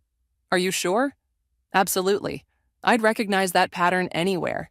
She paid some ridiculous amount for them and made sure everyone knew it. My phone buzzed. A text from Trinity. Grandma Victoria just picked Stephen up from school. Said you knew about it? My heart stopped. They took Stephen. What? June and Felicity said in unison. I showed them the text. They don't have permission to pick him up. His school knows this. Felicity was already dialing. This is attorney Felicity Wong. I need to speak to Principal Martinez immediately. Yes, I'll hold. June grabbed her car keys. I'll drive. We'll get him back. 20 minutes later, we pulled up to Victoria and Kent's sprawling mansion. My hands were shaking as I rang the doorbell, Felicity right beside me. Victoria opened the door, feigning surprise. Willow, we were just about to call you. Stephen wasn't feeling well. Save it, Felicity cut in. You violated custody agreements by removing a minor from school without parental consent. Return him now or we're calling the police. I'm his grandmother, Victoria snapped. I have rights. You have nothing, Felicity corrected. And this little stunt? It's going in my motion to the judge tomorrow morning. Stephen appeared behind Victoria, looking confused. Mom, what's going on? We're going home, honey, I said, holding out my hand. Come on. He started forward, but Kent appeared, placing a hand on his shoulder. Stephen, buddy, we thought you might want to stay here tonight. Your room is all set up. Remove your hand, Felicity said, her voice ice cold as she held up her phone. I'm recording this, and I've already texted the police. Your choice. Kent's face reddened, but he dropped his hand. Stephen ran to me, and I wrapped my arms around him. This isn't over, Victoria called as we walked away. We have more evidence. You mean like these doctored photos? Felicity held up her briefcase. I look forward to discussing them in court, along with the illegal access of private medical records and today's attempted kidnapping. In the car, Stephen was unusually quiet. Mom, he finally said, Grandma and Grandpa said you were sick, that you couldn't take care of us properly. My heart cracked. Honey, look at me. Are you hungry? He nodded. Are you clean? Dressed? Do you have what you need for school? Another nod. That's because I take care of you, every day. Yes, I went to therapy in college, after a car accident that scared me. That doesn't make me sick. It made me stronger, smarter, and a better mom because I learned how to handle tough times. Like now? He asked softly. Exactly like now. Back at my office, Felicity spread out more documents. They've been planning this for months. Look at these bank transfers. They hired a private investigator right after Jermaine's funeral. But why? June asked. Why go to all this trouble? Felicity tapped her pen against a document. That's what's bothering me. This feels personal, very personal. Willow, did Jermaine ever mention any conflicts with his parents? Especially his mother? I thought back, remembering late-night conversations with my husband. He once mentioned that Victoria never forgave him for something, but he wouldn't elaborate, said it was ancient history. Nothing's ancient history when it comes to family, Felicity said, and I think that's our key. June, can you dig into Victoria's past? Social media, newspaper archives, anything you can find? June nodded. I'm on it. Looking at the fabricated evidence spread across the desk, I felt a chill. They're not just trying to take my kids, are they? They're trying to destroy me completely. Yes, Felicity agreed, but they made one crucial mistake. What's that? She smiled grimly. They left a paper trail, and I'm very, very good at following trails. You need to see this. June burst into my kitchen, laptop in hand. It was nearly midnight, but neither of us had been sleeping much lately. I found something in an old society page from 25 years ago. She placed the laptop in front of me. The yellowed newspaper scan showed a younger Victoria standing beside a man who wasn't Kent. The headline read, Local business mogul's daughter calls off high-profile wedding. Keep reading, June urged. My eyes scanned the article. Victoria Matthews, daughter of industrialist Robert Matthews, has canceled her engagement to James Richardson, citing irreconcilable differences. The merger between Matthews Industries and Richardson Corp. Is expected to proceed as planned. Now look at this. June pulled up another article, dated 3 months later. Matthews Industries files for bankruptcy following failed merger. The pieces started falling into place. She was supposed to marry for business, wasn't she? And then Jermaine came along, June said softly. Her only son, who was supposed to take over the family business and restore their fortune. Instead, he became a teacher and married me. I finished, a nobody from the wrong side of town. My phone rang. Felicity. Turn on the news, she said without preamble. Channel 7. The TV flickered to life, showing Kent standing outside the courthouse. We're simply concerned grandparents, he was saying. Our son's death revealed disturbing patterns in our daughter-in-law's behavior. We're acting in the best interests of our grandchildren. That's not the interesting part, Felicity said. Watch who's standing behind him. The camera panned slightly, showing a familiar face that made my blood run cold. Is that James Richardson? Felicity confirmed. Victoria's ex-fiancé. He's been funding their legal battle against you. But why, after all these years? Revenge, June said. Victoria lost him his merger. Now they're working together to take everything from you. A knock at the door made us all jump. Trinity appeared in her pajamas, looking worried. Mom, I found something in Dad's old study. She held out a sealed envelope, Jermaine's handwriting clear on the front. Open if anything happens to me. My hands trembled as I opened it. Inside was a letter and a USB drive. Dear Will, I read aloud. If you're reading this, something's happened to me. There are things you need to know about my parents. They're not who they pretend to be. The drive contains proof of what they did to cover up the real reason Matthews Industries went bankrupt. Mom didn't just cancel a wedding. She and Dad orchestrated the company's collapse for the insurance payout. People lost everything, including their lives. I found out last year and confronted them. They swore they'd changed, but I don't trust them. Protect our children, Will. Don't let them inherit this legacy of lies. Love, Jay. Felicity's voice was tight with excitement. This changes everything. June, can you access that drive? June plugged it into her laptop, and we watched as decades-old documents filled the screen. Bank transfers, emails, and most damning of all, a video of Victoria and Kent discussing the scheme with James. They're all in it together, I whispered. They always were. Mom? Trinity's voice was small.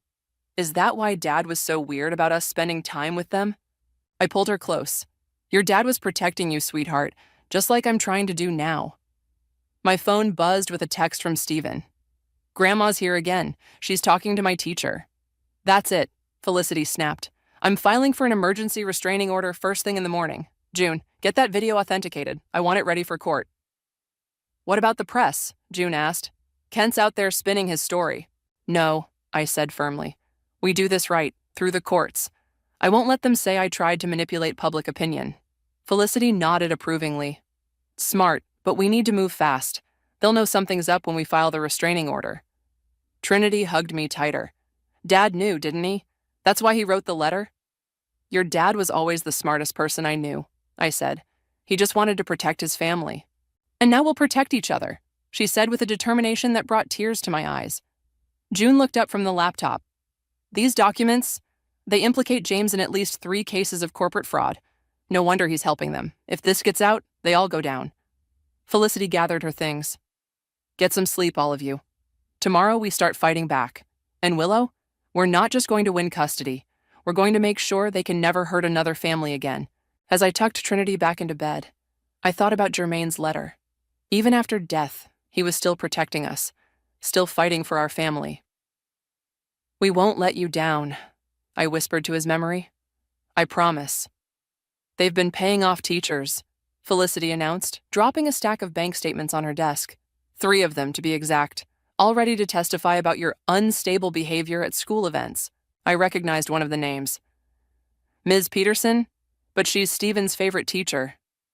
Was, June corrected, scrolling through her tablet. until Victoria deposited $10,000 into her account last month. The betrayal stung, but I forced myself to focus. What about the restraining order? Granted this morning, Felicity said. They can't come within 500 feet of you or the kids, but that's not the biggest news. She pulled out her phone, playing a voicemail on speaker. Ms. Wong? A trembling voice filled the room. This is Margaret, Victoria, and Kent's former housekeeper. I have information about what really happened the night Mr. Germain confronted his parents. Please call me back. June sat up straighter. The night before his accident? My heart stopped. Are you saying? We're not saying anything yet, Felicity cut in. But I'm meeting Margaret in an hour. Want to come along? The diner was nearly empty when we arrived. Margaret sat in a corner booth, nervously shredding a napkin. She looked older than I remembered, her hands shaking as she clutched her coffee cup. I should have come forward sooner, she said after we sat down. But they threatened my grandson's college fund, said they'd make sure he never got into a good school. Take your time, Felicity said gently. Tell us what happened. It was late, maybe 11. Mr. Germain came bursting in, waving papers. He was shouting about insurance fraud, about people dying. Mrs. Victoria started crying, but it was fake. I'd seen those tears before. Mr. Kent tried to buy him off, offered him money to keep quiet. My coffee grew cold as Margaret continued. Mr. Germain refused, said he was going to the authorities. That's when Mr. James showed up. James Richardson was there? Felicity leaned forward. Margaret nodded. They didn't know I was still in the house. I heard Mr. James say, "Handle it or I'll handle it myself." The next day, she choked up. The next day, Mr. Germain had his accident. The diner seemed to spin around me. Are you saying they had something to do with his death? I don't know for sure, Margaret whispered. But that night after Mr. Germain left, I heard Mrs. Victoria on the phone. She said, "Make it look natural." Felicity's phone buzzed. She read the message, her eyes widening. June found something. We need to go, now. Back at the office, June had covered a wall with photographs and documents. Look at this. She pointed to a series of text messages. The day of Germain's accident, James made 3 calls to a burner phone. The same number called Victoria right after Germain's crash was reported. That's circumstantial, Felicity warned. This isn't. June pulled up a video. Traffic cam footage from that day. Watch the silver car behind Germain's. We watched as a silver sedan deliberately swerved toward Germain's car, causing him to lose control. I ran the plates, June said quietly. The car was rented by one of James's shell companies. The room went silent. Finally, Felicity spoke. This isn't just a custody case anymore. This is murder. My phone chimed. A text from Trinity. Mom, there's a weird package here from Grandma Victoria. Don't open it, I texted back. Don't touch it. I'm coming home. I'll call the police, Felicity said, already dialing. June, get that video to my contact at the DA's office. Margaret, we'll need your testimony. The package sat innocently on my front porch, a simple brown box with Victoria's elegant handwriting. The police bomb squad approached it cautiously. It's clean, the technician finally announced. Just photos and a note. The photos showed Germain and me in happier times. The note read, "It's not too late to drop the custody case. Don't make us handle this the hard way. Again." Trinity read the note over my shoulder. Mom, did they kill Dad? I pulled her close, feeling Stephen join our hug. I don't know, baby, but we're going to find out, and this time, they're not going to get away with it. Felicity appeared beside us. The DA wants to meet tomorrow. They're opening an investigation into Germain's death. What does that mean for the custody case? I asked. It means, Felicity smiled grimly, that Victoria and Kent just made their biggest mistake yet. They threatened you in writing, with witnesses. Looking at my children's faces, I felt a fierce determination replace my fear. Then let's make sure it's their last mistake. Mom, Stephen asked, are we in danger? I met Felicity's eyes, seeing my own resolve reflected there. No, honey, they are. The courthouse buzzed with tension as Victoria and Kent's lawyer, Marcus, strutted before the judge. Your Honor, we have evidence that proves Ms. Willow's instability and unfitness as a parent. I sat straight-backed beside Felicity, watching him present the doctored photos. My children sat in the gallery with June, their faces brave but worried. These photos, Marcus continued, show a pattern of negligence and substance abuse. Objection, Felicity stood.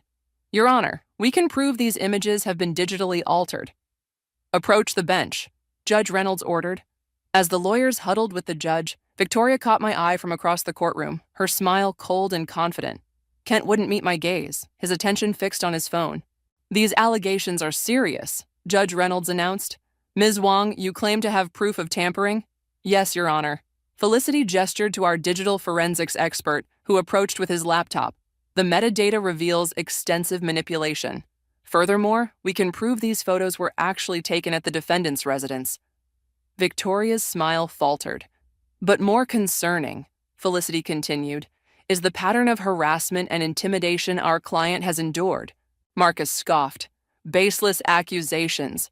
Your Honor, Felicity interrupted, I call Margaret Thompson to the stand. Victoria's face went white as her former housekeeper walked to the witness stand.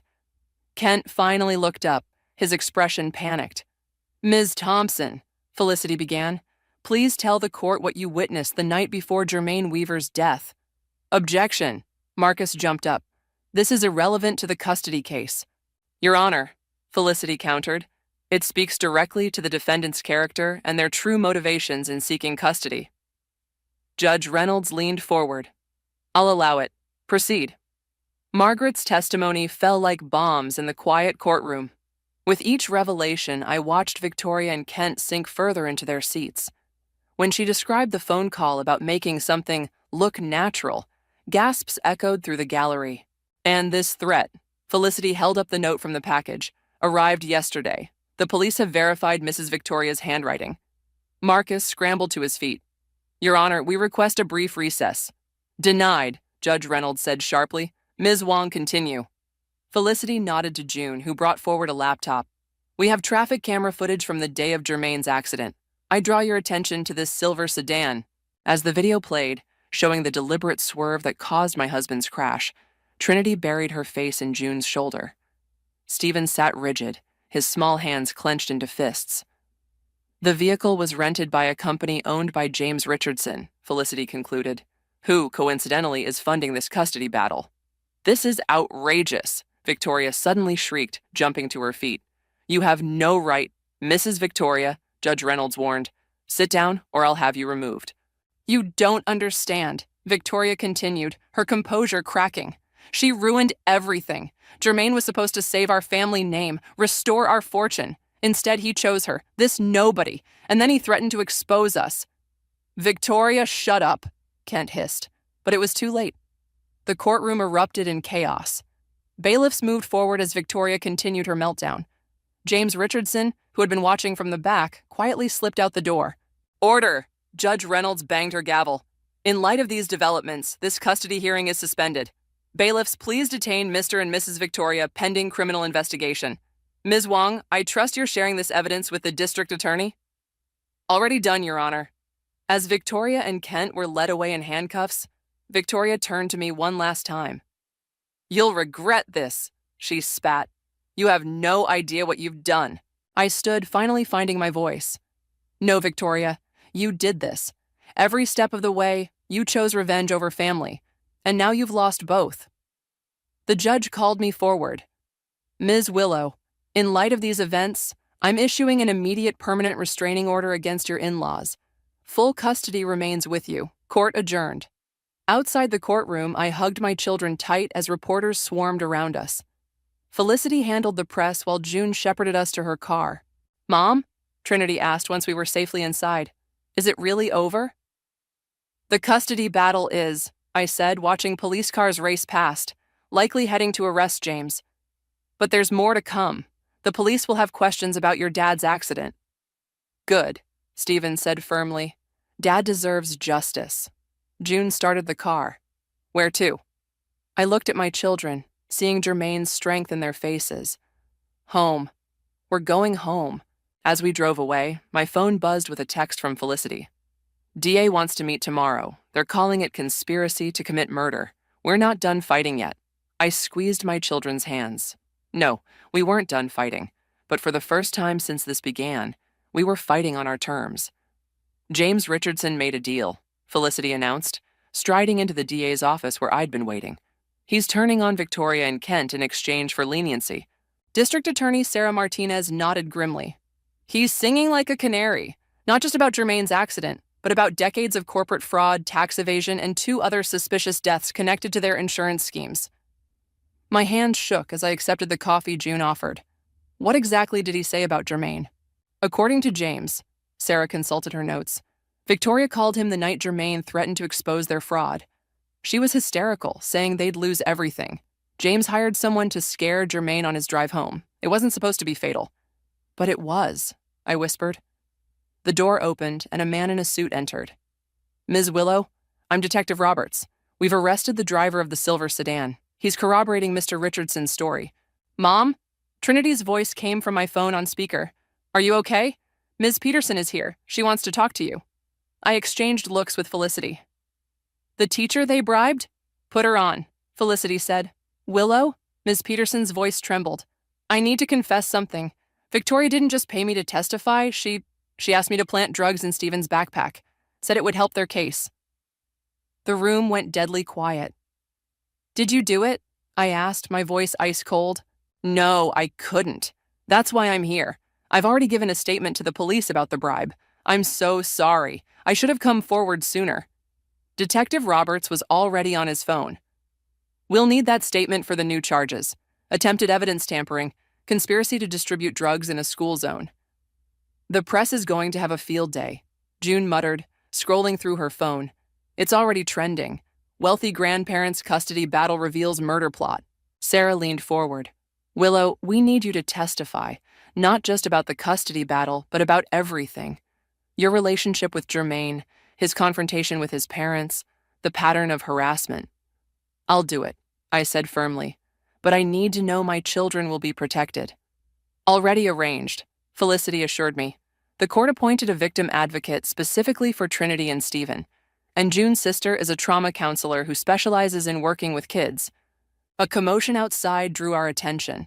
Through the glass walls, we saw Victoria being led in handcuffs toward another office, her designer outfit replaced by an orange jumpsuit. She spotted me and started screaming. You think you've won? We still have money. We still have connections. This isn't over. Detective Roberts closed the blinds. Actually, it is. We've frozen their assets. All of them. Including the offshore accounts James told us about. My phone buzzed again. Stephen this time. Mom, there's a lady here from the newspaper. She says she knew Dad from college.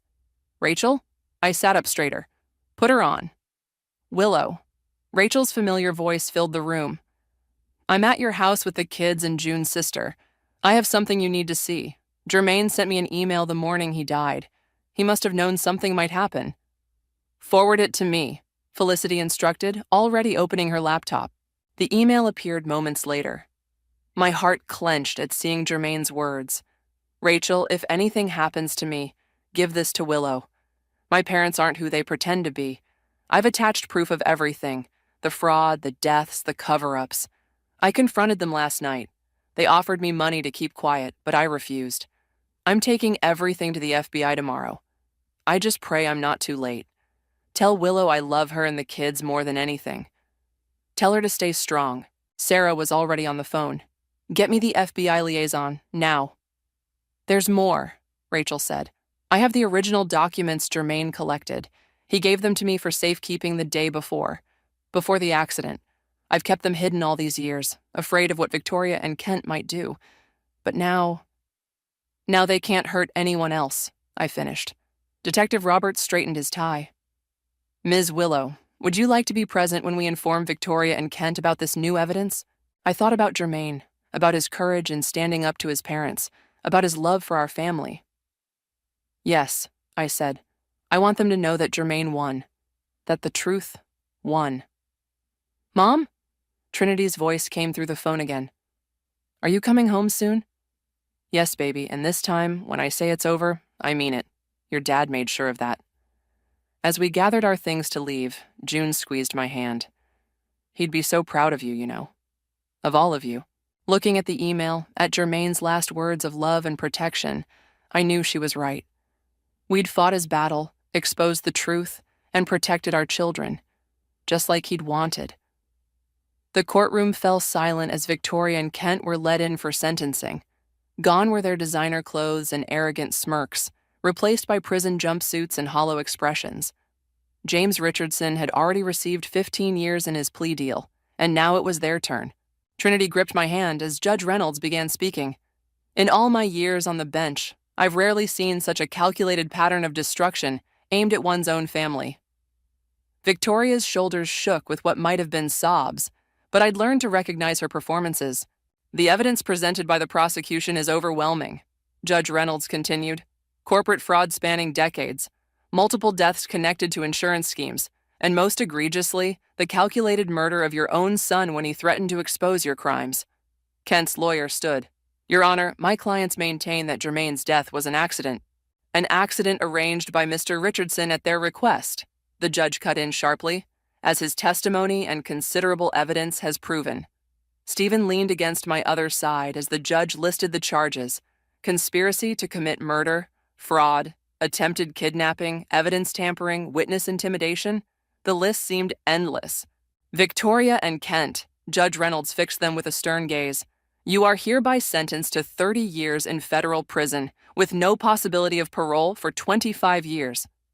Victoria's performance suddenly shifted to rage. She spun toward me, her face contorted. This is your fault. You turned our son against us. No, Mother.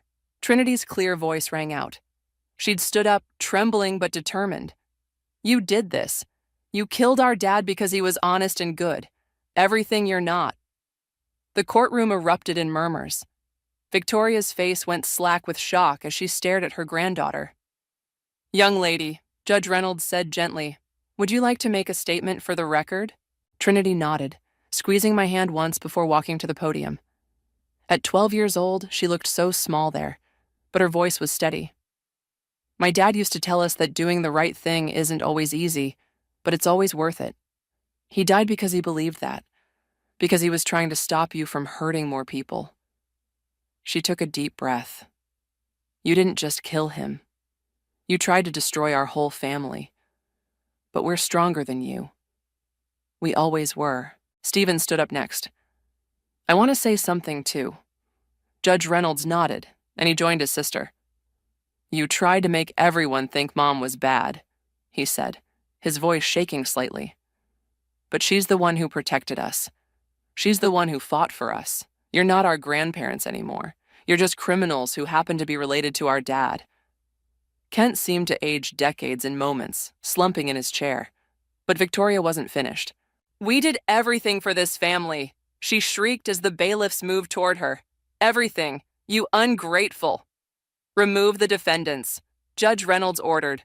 As they were led away, she turned to my children. Thank you both for your courage. This court commends you. Outside, reporters swarmed, but Felicity and June created a protective barrier around us. Detective Roberts approached with a small evidence bag. We found this in Victoria's personal safe, he said, handing it to me. Thought you should have it. Inside was a photo I'd never seen before. Jermaine teaching Trinity to ride a bike, his face full of joy. On the back he'd written, my greatest achievement isn't what I do, but who I love. There's something else. Sarah Martinez appeared, holding a folder. We've identified 3 families who lost loved ones in Victoria and Kent's previous insurance schemes. They want to meet you. Why? I asked. Because you did what they couldn't. You exposed the truth. They're calling you their hero. Trinity tugged my sleeve. Mom, can we go see Dad? I nodded, knowing she meant his grave. We hadn't visited since this all began. At the cemetery, June handed us each a rose. The headstone was simple, just as Jermaine would have wanted. But someone had left a newspaper there, headlines declaring justice for his murder. Hey, Dad. Trinity placed her rose down. We did it. We fought back just like you taught us. And we won, Stephen added, setting his flower beside his sister's. I placed my rose and the photo from Victoria's safe against the stone. You can rest now, love. They can't hurt anyone else. My phone buzzed, a text from Felicity. FBI wants to talk tomorrow.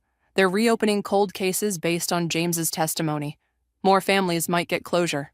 Looking at my children, I saw Jermaine in their strength, their courage, their unwavering sense of right and wrong. Victoria and Kent had tried to destroy us, but they'd failed.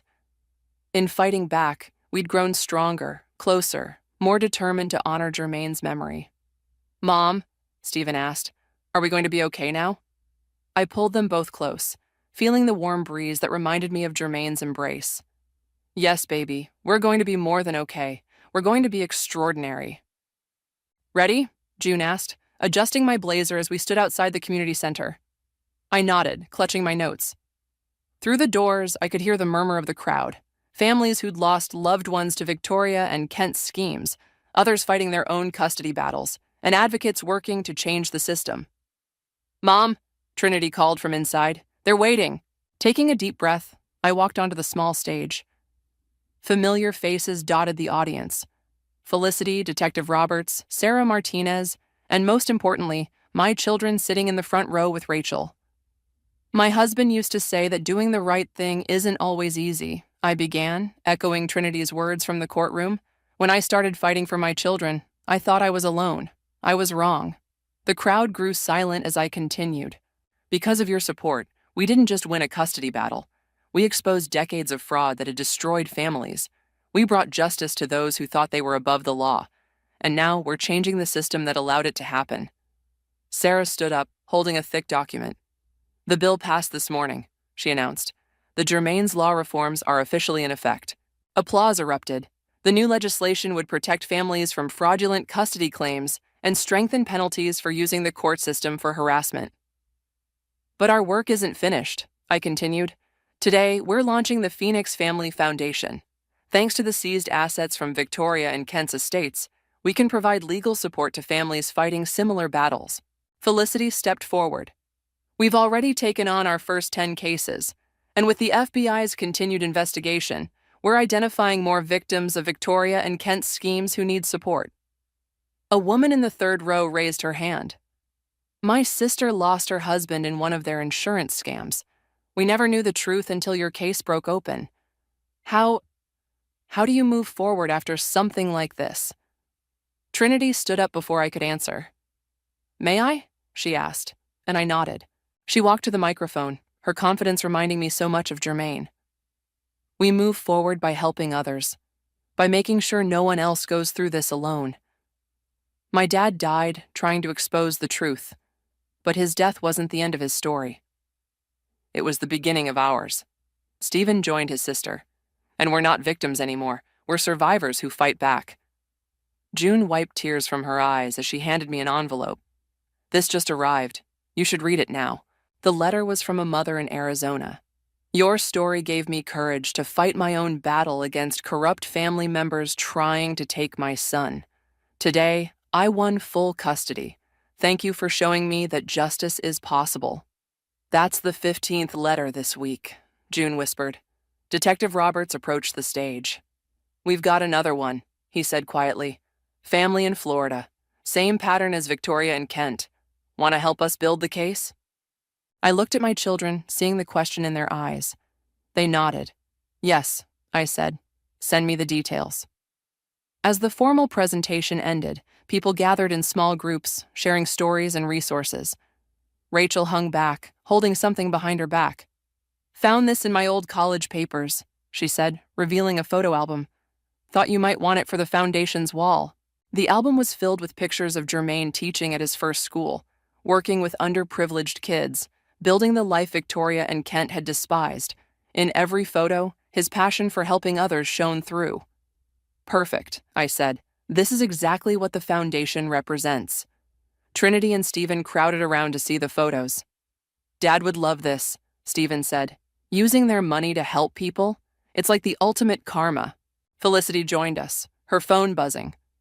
"James Richardson is offering additional testimony. Says he wants to make amends.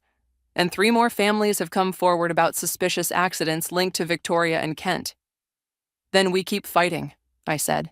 "For every family, every child, every person who needs someone in their corner." June hugged me tight. "You've built something amazing here, you know that?" Looking around the room at all the people connecting, sharing resources, finding hope, I felt Jermaine's presence stronger than ever. We'd transformed our tragedy into triumph, our pain into purpose. Mom? Trinity held up her phone. The support group wants to know when we're starting the next session. Tell them tomorrow, I said. There's no time to waste. As we gathered our things to leave, Stephen picked up one of Jermaine's photos. Hey, Mom, I think I want to be a teacher like Dad. Help kids who need it. I hugged him close, watching Trinity already organizing the next day's activities with June. We'd not only survived, we'd found our mission, our purpose, our way to keep Jermaine's spirit alive through helping others. Ready to go home? June asked. I looked at my children, at the room full of people we'd helped, at the foundation that would carry on Jermaine's legacy of doing what's right. No, I smiled. We're ready to get back to work. The morning sun streamed through my bedroom window as I traced my fingers over the wedding dress hanging on my closet door. In less than 24 hours, I'd be walking down the aisle to marry the love of my life. Everything was perfect, or at least that's what I desperately wanted to believe. I'm Autumn, and this should have been the happiest morning of my life. Instead, my stomach was in knots as I prepared to face another breakfast with my future mother-in-law. Girl, you look like you're heading to a funeral, not your wedding rehearsal, Tessa said, barging into my room with 2 cups of coffee. My best friend had practically moved in this week to help with the preparations. Here, caffeine fixes everything. Thanks, I said, accepting the cup. I just can't shake this feeling that Mara's planning something. Your mother-in-law from hell? Tessa rolled her eyes. When isn't she planning something? The doorbell rang, and my heart skipped. Travis was early for breakfast. I hurried downstairs, nearly colliding with him in the hallway. His smile still made my knees weak, even after 3 years together. There's my beautiful bride, he said, pulling me into a kiss. Travis, darling. Mara's voice cut through our moment like a knife. She swept in behind him, uninvited as usual. Oh, Autumn, you're not dressed yet? And your hair? I forced a smile, very aware of my messy bun and yoga pants. Good morning, Mara.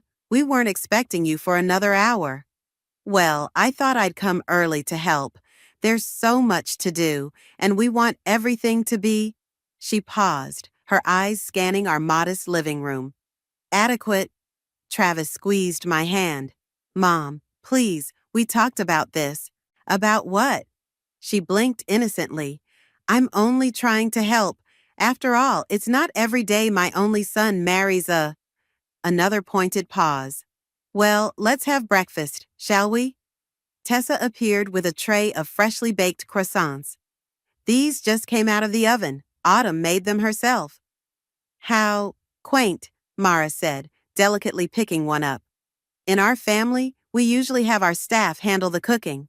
Well, in my family, we believe in doing things ourselves, I replied, my voice steady. Travis loves my baking, don't you, honey? Best croissants I've ever had, he said, grabbing one and taking a big bite. Mara's perfectly lined lips twitched. Yes, well, speaking of the wedding, I took the liberty of making some last-minute changes to the seating arrangement. What changes? I asked, my coffee cup freezing halfway to my mouth. Oh, just minor adjustments. I moved your cousin Rachel to the back. We can't have someone with blue hair in the primary wedding photos, can we? And your friend Jack, the one with the... She wrinkled her nose. Tattoos. He's now at the overflow table. Mom, Travis interjected, you can't just change things without asking? Darling, I'm only thinking of the family photos. They'll be in our albums forever. I set my cup down carefully. Mara, Rachel is my only remaining family since my parents passed. She's sitting at the main table, and that's final. The room went silent. Mara's eyes narrowed slightly, but her plastic smile remained fixed. Of course, dear. It was merely a suggestion. Though I must say, if you're going to take that tone with me, perhaps we should discuss your choice of wedding dress again. That off-the-rack number is hardly befitting a Garcia bride. The dress is perfect, Tessa cut in, and it's already altered. We'll see, Mara murmured, so quietly I almost missed it. Travis checked his watch.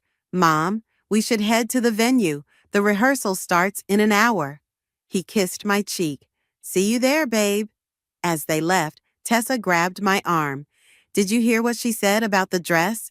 Autumn, I don't trust her. Neither do I admitted, watching through the window as Travis helped his mother into her Mercedes. But what can she possibly do? The dress is locked safely in my closet, and tomorrow I'm marrying the man I love. Just be careful, Tessa warned. That woman has more schemes than a soap opera villain. I nodded, trying to ignore the growing unease in my stomach. Tomorrow was my wedding day, and nothing, not even Mara Garcia, was going to ruin it. At least that's what I thought at the time.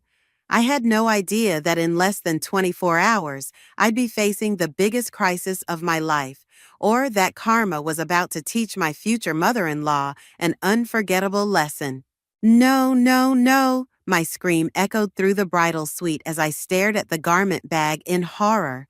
Where my beautiful wedding dress should have been hung, what looked like a thrift store reject, yellowed, stained, and at least 3 decades old. What's wrong? Tessa burst through the door, still in her robe. The other bridesmaids crowded behind her. My hands shook as I unzipped the bag completely. My dress? It's gone. This thing is in its place. That's impossible, Tessa said, rushing to my side. I saw you hang it up last night after the rehearsal dinner. You double-checked everything. A soft knock at the door made us all jump. Just checking if the bride is ready to start getting dressed. Mara's sickeningly sweet voice called out. Don't let her in, I whispered to Tessa, but it was too late. Mara glided into the room, immaculate in her designer outfit. Oh my, she gasped, pressing a manicured hand to her chest. What happened to your dress, dear? The false concern in her voice made my blood boil. You know exactly what happened. Are you suggesting I had something to do with this?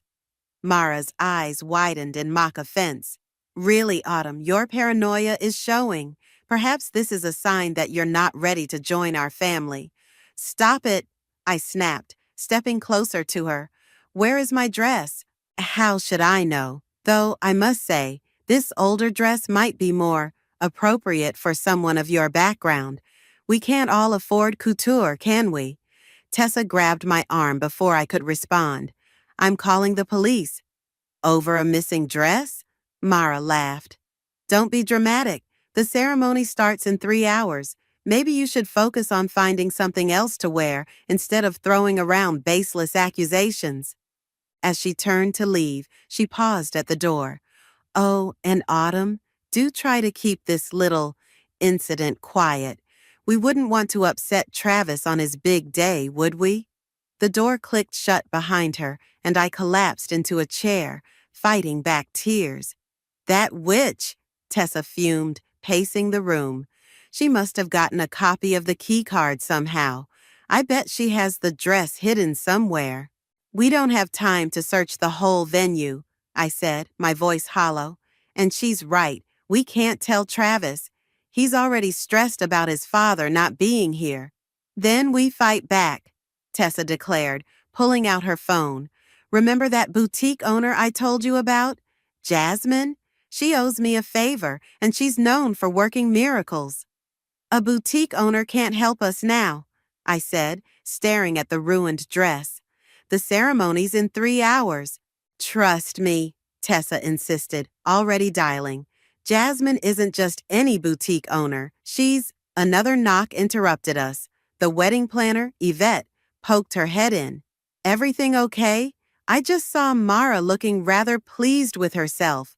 No, everything is not okay, Tessa exploded, explaining the situation. Yvette's face darkened.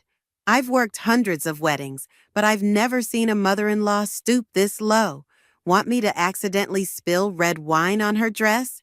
Despite everything, I laughed. No, we need to be smarter than that. An idea began forming in my mind. Tessa, make that call. Yvette, I need you to keep Mara busy. Give her some crisis to manage, something about the catering maybe? On it, Yvette said with a wink. I can stage quite a convincing meltdown about the wrong appetizers being delivered. As they sprang into action, I stood up and faced the mirror. My reflection showed a woman on the edge of either a breakdown or a breakthrough. Mara wanted to humiliate me, to prove I didn't belong in her perfect world, but she had no idea who she was dealing with. Jasmine's on her way, Tessa announced, ending her call. She says to tell you she's bringing reinforcements. I nodded, a calm determination replacing my panic. Good, because we're not just going to fix this. We're going to make sure Mara never forgets this day. What are you planning? Tessa asked, a slow smile spreading across her face. Let's just say, I replied, picking up the ruined dress, Karma's about to make a very fashionable entrance. The next 3 hours would either make or break my wedding day. But as I heard Yvette's voice down the hall, already launching into her performance about mixed-up food orders, I felt a surge of hope. Mara thought she had won, but she was about to learn a valuable lesson about underestimating the wrong bride. The bridal suite door burst open exactly 20 minutes later, revealing a striking woman in her 40s wheeling a large garment bag. Behind her, a tall man struggled with what looked like a mobile workshop of sewing supplies. So, we have a mother-in-law situation? Jasmine asked, sweeping into the room like a force of nature. Her eyes fell on the ruined dress and narrowed. Oh, this is personal.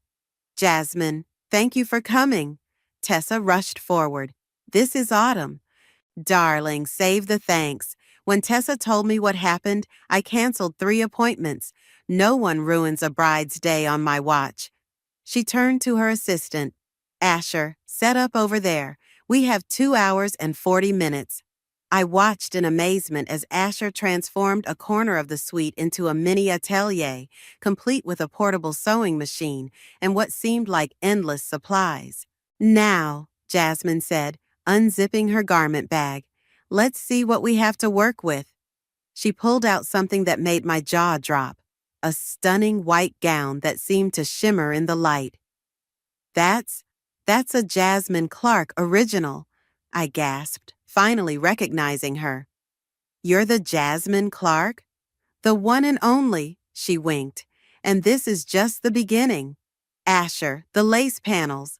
But these dresses cost a fortune, I protested. I can't possibly— Stop right there. Jasmine held up a hand. Your mother worked for me for 15 years. Sarah was more than an employee. She was family. When Tessa mentioned your name, I knew exactly who you were. Tears welled in my eyes at the mention of my mother. You knew her? She was my head seamstress until the accident, and she would be damned if she let some stuck-up society woman ruin her daughter's wedding day. Jasmine's eyes softened. Now, let's make some magic. The next 2 hours were a blur of activity. Jasmine and Asher worked with incredible precision, transforming the dress while Tessa ran interference, keeping curious bridesmaids at bay. Through the door, we could hear Yvette still orchestrating her catering crisis, keeping Mara thoroughly distracted. Almost there, Jasmine muttered, making minute adjustments. Asher, the pearl detailing. A knock at the door made us all freeze. Autumn? It's Travis. Mom said something about problems with your dress? My heart stopped. Just a minor issue, honey. Everything's fine. Are you sure? I can help. No, we all shouted in unison. It's bad luck to see the bride before the wedding, Tessa called out, shooting me a panicked look. Okay, Travis sounded uncertain. But if you need anything— She's in good hands, Jasmine called out, putting the final touches on the dress. Your bride will be ready on time, Mr. Garcia. After his footsteps faded, I turned to the mirror and gasped. The dress was beyond anything I could have imagined. The original gown had been transformed with delicate lace overlays and hand-sewn pearl details that caught the light with every movement. There's just one thing missing, Jasmine said, reaching into her bag. She pulled out a small, vintage-looking hair clip. Your mother wore this at her wedding. She left it with me for safekeeping, saying someday it would be yours. My hands trembled as I took the clip. I thought all her things were lost in the move after. She knew what she was doing, Jasmine smiled. Now, let's get you into this dress. We have a mother-in-law to educate about karma. As Tessa and Jasmine helped me into the gown, Asher peeked out the door. Heads up, the dragon lady is heading this way, and she looks smug. Perfect timing, Jasmine said, making a final adjustment. Autumn, are you ready? I stood tall, feeling the smooth fabric settle around me. More than ready. Remember, Jasmine whispered, the best revenge isn't just about getting even. It's about rising above while looking absolutely fabulous. The door handle turned, and I could practically feel Mara's anticipation of my humiliation on the other side. But as I caught my reflection one last time, I knew she was in for a surprise. The woman in the mirror wasn't a victim. She was a vision, and she was about to teach her future mother-in-law an unforgettable lesson about messing with the wrong bride. Places, everyone, Jasmine commanded softly. It's showtime. Mara's face as she entered the room was a study in shock. Her perfectly painted mouth fell open, and for once, she seemed completely lost for words. Oh, Mara, I exclaimed with fake brightness. I'm so glad you're here. I wanted to thank you. Thank me? She stammered, her eyes fixed on my transformed dress. Yes, if you hadn't pointed out the issues with my original dress, I never would have had the opportunity to wear this. I turned slowly, letting the fabric catch the light. It's a Jasmine Clark original. You do know Jasmine Clark, don't you? Jasmine stepped forward, her presence commanding the room. Mara, what a pleasure. I don't believe we've met, though I've heard so much about you. The color drained from Mara's face. Jasmine Clark. But how? Why are you? Let's just say I have a personal interest in ensuring Autumn has the perfect wedding day, Jasmine replied smoothly. Though I am curious about what happened to her original dress, you wouldn't happen to know anything about that, would you? Mara's composure cracked slightly. I'm sure I don't know what you mean. Really? I moved closer to her, my voice low. Because the security cameras in the hallway might tell a different story. Should we ask the venue manager to check the footage? Are you threatening me? Mara hissed, but I caught the flicker of fear in her eyes. Not at all. I'm simply making conversation. Oh, and I should mention, Jasmine's dress designs are quite popular with the society magazines. I'm sure they'll be very interested in featuring today's wedding. Tessa, catching on immediately, chimed in. Oh yes, I've already had 3 photographers ask about getting exclusive shots of the bride. They're especially interested in family photos. Mara's hands clenched at her sides. You wouldn't dare make a spectacle of this. Make a spectacle? I laughed softly. But isn't that exactly what you wanted? Though perhaps not quite the kind you had in mind. A knock at the door interrupted us. Yvette poked her head in. 5-minute warning, everyone. Oh, Mrs. Garcia, the catering crisis has been resolved, though we did have to make some last-minute changes to the seating arrangement to accommodate the photographer from Vogue. Vogue, Mara whispered, looking faint. Don't worry, I said sweetly. I'm sure you'll photograph beautifully, though you might want to touch up your makeup. You look a little pale.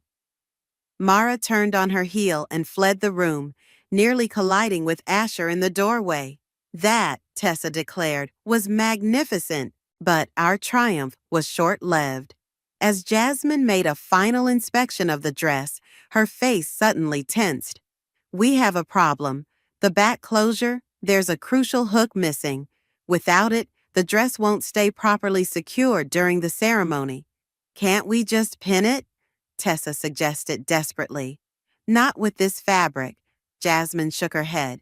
We need a specific type of closure, and we're out of time. My heart sank. After everything, was Mara going to win after all? Wait, Asher said suddenly. That vintage clip in your hair, could we modify it? Jasmine's eyes lit up. Autumn, may I see your mother's clip?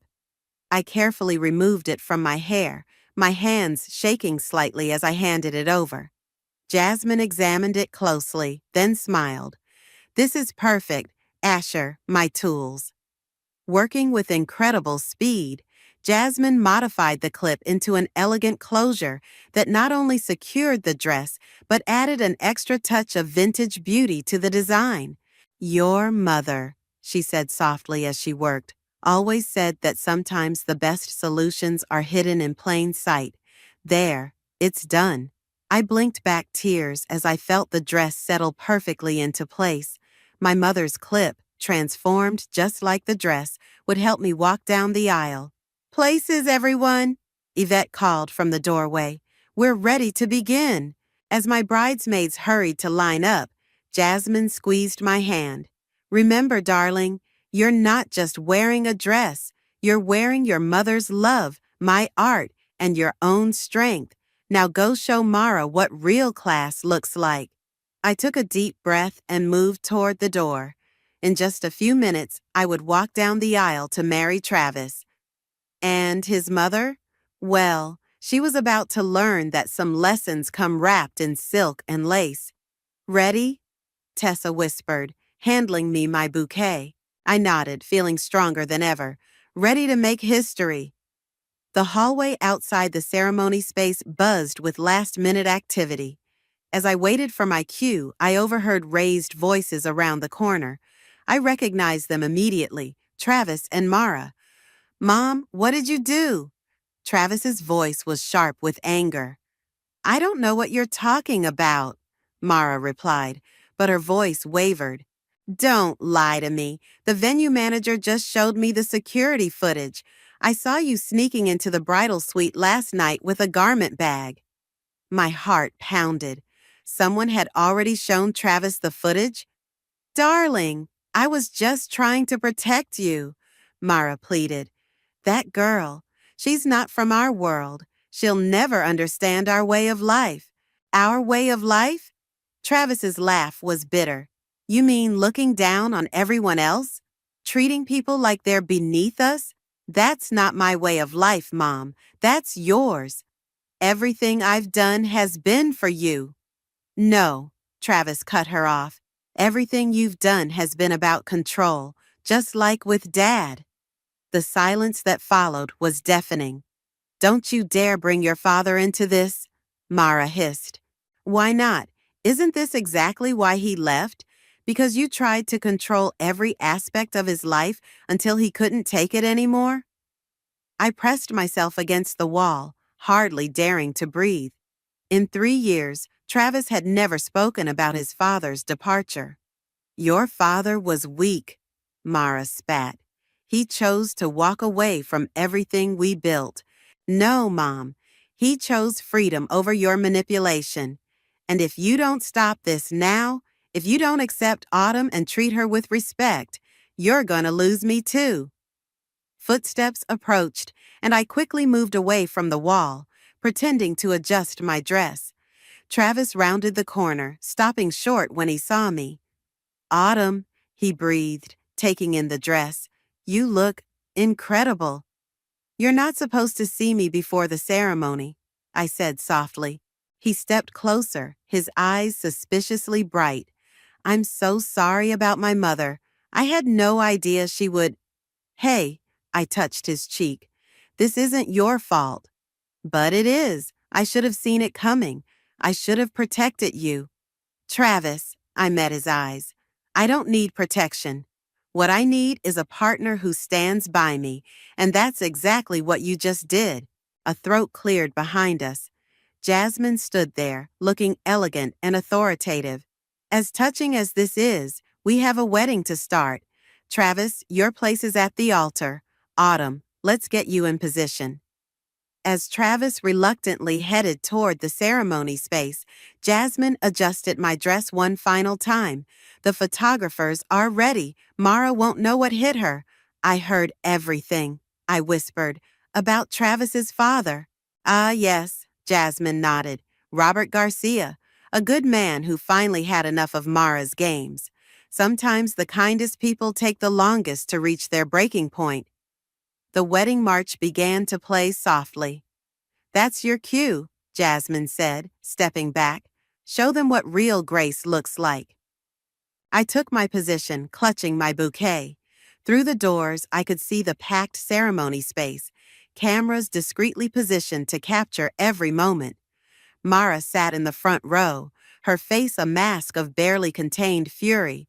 The doors opened fully, and every head turned. I heard the collective gasp as people took in the dress. Out of the corner of my eye, I saw the photographers' cameras clicking rapidly, but my focus was entirely on Travis, standing at the altar with tears in his eyes and the proudest smile I'd ever seen. Each step down the aisle felt like a victory. The dress moved like liquid silver, my mother's transformed clip securing everything perfectly. As I passed Mara, I caught her eye and gave her my sweetest smile. You look beautiful, Travis whispered as I reached him. Thanks to your mother, I whispered back, just loud enough for Mara to hear. If she hadn't helped create this situation, I never would have had the chance to wear a Jasmine Clark original. I suppose we should thank her. From her seat, Mara's face turned an interesting shade of purple. But as the officiant began to speak, I noticed something else. Behind her carefully maintained facade, there was fear. She was finally realizing that her actions hadn't just failed to humiliate me, they had backfired spectacularly, and we were just getting started. The ceremony began, but this was more than just a wedding now. It was a statement about standing up to bullies, about rising above pettiness, and about the way karma sometimes arrives wearing couture. The ceremony flowed perfectly into the reception, where the real show was about to begin. As Travis and I made our entrance into the beautifully decorated hall, the photographer from Vogue approached us. Mrs. Garcia, she addressed me, deliberately using my new surname. Would you mind if we did a special feature on your dress? It's causing quite a buzz already. Of course, I smiled, catching Mara's expression darkening from across the room, though the real story behind it is quite interesting. Oh? The photographer leaned in, pen poised over her notebook. Yes, you see, my original dress mysteriously disappeared this morning, but then something magical happened. Autumn, Mara interrupted, appearing suddenly at my side. Perhaps this isn't the best time for interviews. Nonsense, Jasmine's voice rang out as she joined our group. Every bride should share her special story, especially when it involves one of my emergency wedding dress rescues. The photographer's eyes widened. Jasmine Clark, you designed this dress? In record time, too. Jasmine nodded. Though we should really thank Autumn's mother-in-law. If she hadn't created such an urgent situation, we might never have collaborated on this piece. What exactly do you mean by urgent situation? The photographer asked, scribbling furiously. Mara's face paled. I'm sure no one wants to hear about boring wedding day mishaps. Oh, but they do, Tessa chimed in, smartphone in hand. In fact, the video of you sneaking into the bridal suite last night is already getting attention on social media. Video? Mara choked out. The venue's security footage, Travis said coldly. Very clear quality, actually. The photographer was practically salivating. So this was more than just a last-minute dress change? Actually, I said sweetly, it's a beautiful story about overcoming adversity, about how sometimes when people try to tear you down, fate sends you angels instead.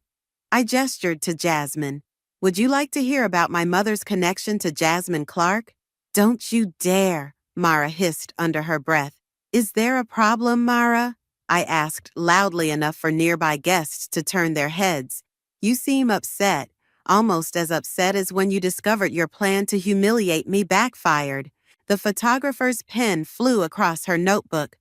Mara looked around desperately, realizing she was trapped in a situation of her own making. I need some air, she stammered, turning to flee. Before you go, Jasmine called after her, you should know that this dress will be featured in our upcoming collection.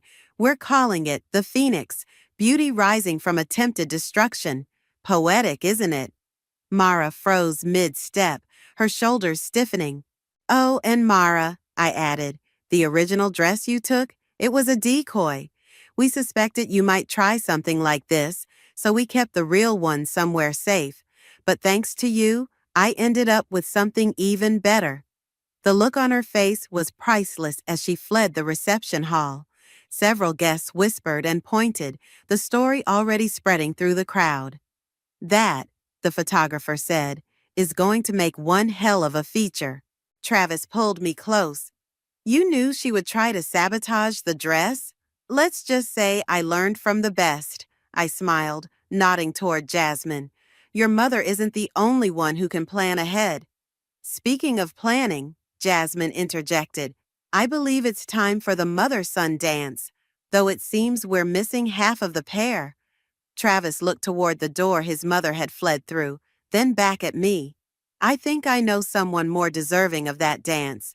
He turned to Jasmine and extended his hand.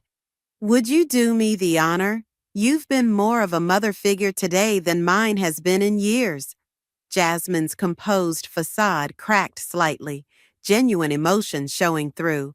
I would be delighted. As they moved to the dance floor, Tessa appeared at my side. Mission accomplished? Almost, I said, watching Travis and Jasmine dance while photographers captured the moment. But I think Karma has one more surprise in store for Mara. What do you mean? I smiled, thinking of the envelope in my purse, the one containing a letter from Travis's father that had arrived this morning. Let's just say the universe has perfect timing. The reception continued, a celebration not just of love, but of justice served with elegance and style. And somewhere in the venue, Mara was learning the hard way that some battles aren't worth fighting, especially against a bride who refuses to be broken. Mara's return to the reception was like a thundercloud rolling in. She marched straight to the microphone just as Travis and I finished our first dance, her face set with grim determination. I'd like to make a toast, she announced, her voice carrying across the now silent room. To my son and his bride. Travis tensed beside me. Mom, don't. You see, Mara continued, ignoring him, I've been trying to protect this family's reputation, and there's something everyone should know about Autumn's background.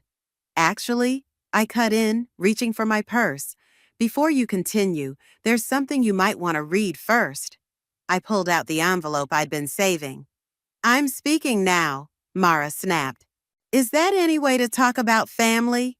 A deep voice called from the back of the room. The crowd parted, and there stood Robert, Travis's father, looking distinguished in a perfectly tailored suit.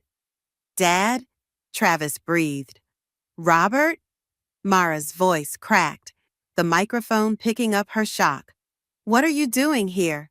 I invited him, I said, walking toward her with the envelope. After he sent this letter explaining everything, Mara's hands shook as she took the envelope. The room was dead silent as she read, her face growing paler with each line. You knew? She whispered. All this time, you knew? That you forged Robert's signature on those divorce papers 3 years ago? That you intercepted his letters to Travis? Yes, I knew. I turned to address the stunned crowd. You see, Mara wasn't just trying to ruin my wedding day. She's been manipulating this family for years. That's a lie. Mara grabbed the microphone again, but Robert stepped forward. Is it, Mara? Should we discuss the offshore account you created in my name? The one you used to make it look like I'd abandoned our son for money?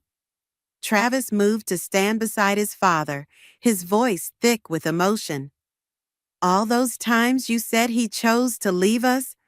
I did it for you, Mara cried.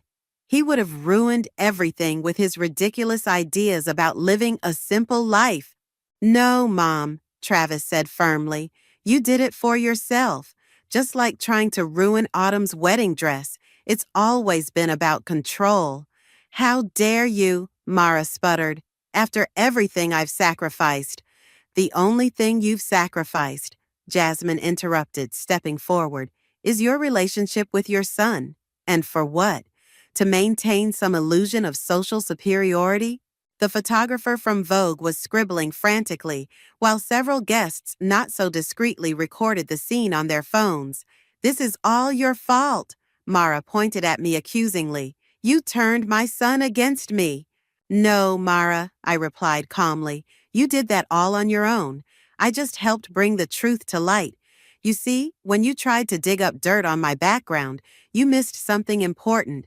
I worked as a private investigator's assistant through college. Finding evidence of your schemes wasn't that difficult. Mara's face contorted with rage. She lunged forward, but Tessa was quicker, accidentally on purpose spilling a full glass of red wine down the front of Mara's designer dress. Oops, Tessa said innocently. How clumsy of me. Security, Yvette called out smoothly. I believe Mrs. Garcia needs some assistance finding the exit. As two security guards approached, Mara looked around wildly, finally realizing she had lost everything. Her control, her reputation, and most importantly, her son's trust. Travis, she pleaded one last time, you can't believe these lies. They're not lies, Mom. I've seen the evidence. He turned to his father. Dad, I think we have a lot to talk about. We do, son, Robert agreed, placing a hand on Travis's shoulder. Starting with my real reason for stepping back from the family business, which your mother conveniently forgot to mention involved starting a charitable foundation. As security escorted a protesting Mara out, the tension in the room broke. Guests began talking excitedly, the story spreading like wildfire. The Vogue photographer was already on her phone, presumably calling in what had just become a much bigger story than a simple wedding feature.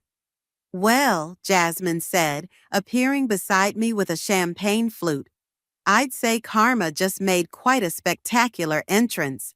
I watched as Travis embraced his father, years of misunderstandings finally clearing up.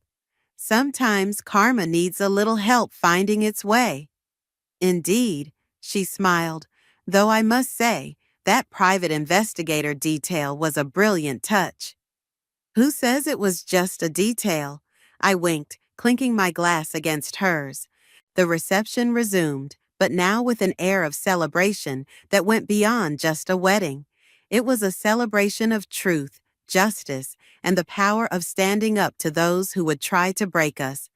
And somewhere in the city, Mara was learning that some stains, like karma and red wine, never really wash out. As the evening wound down, Travis and I slipped away to the venue's garden terrace. The fairy lights twinkled above us, and the faint sound of music drifted through the open doors. So, Travis said, loosening his tie, my new wife is a part-time private investigator who orchestrated an elaborate plan to expose my mother's schemes, all while pulling off the wedding of the century. Disappointed?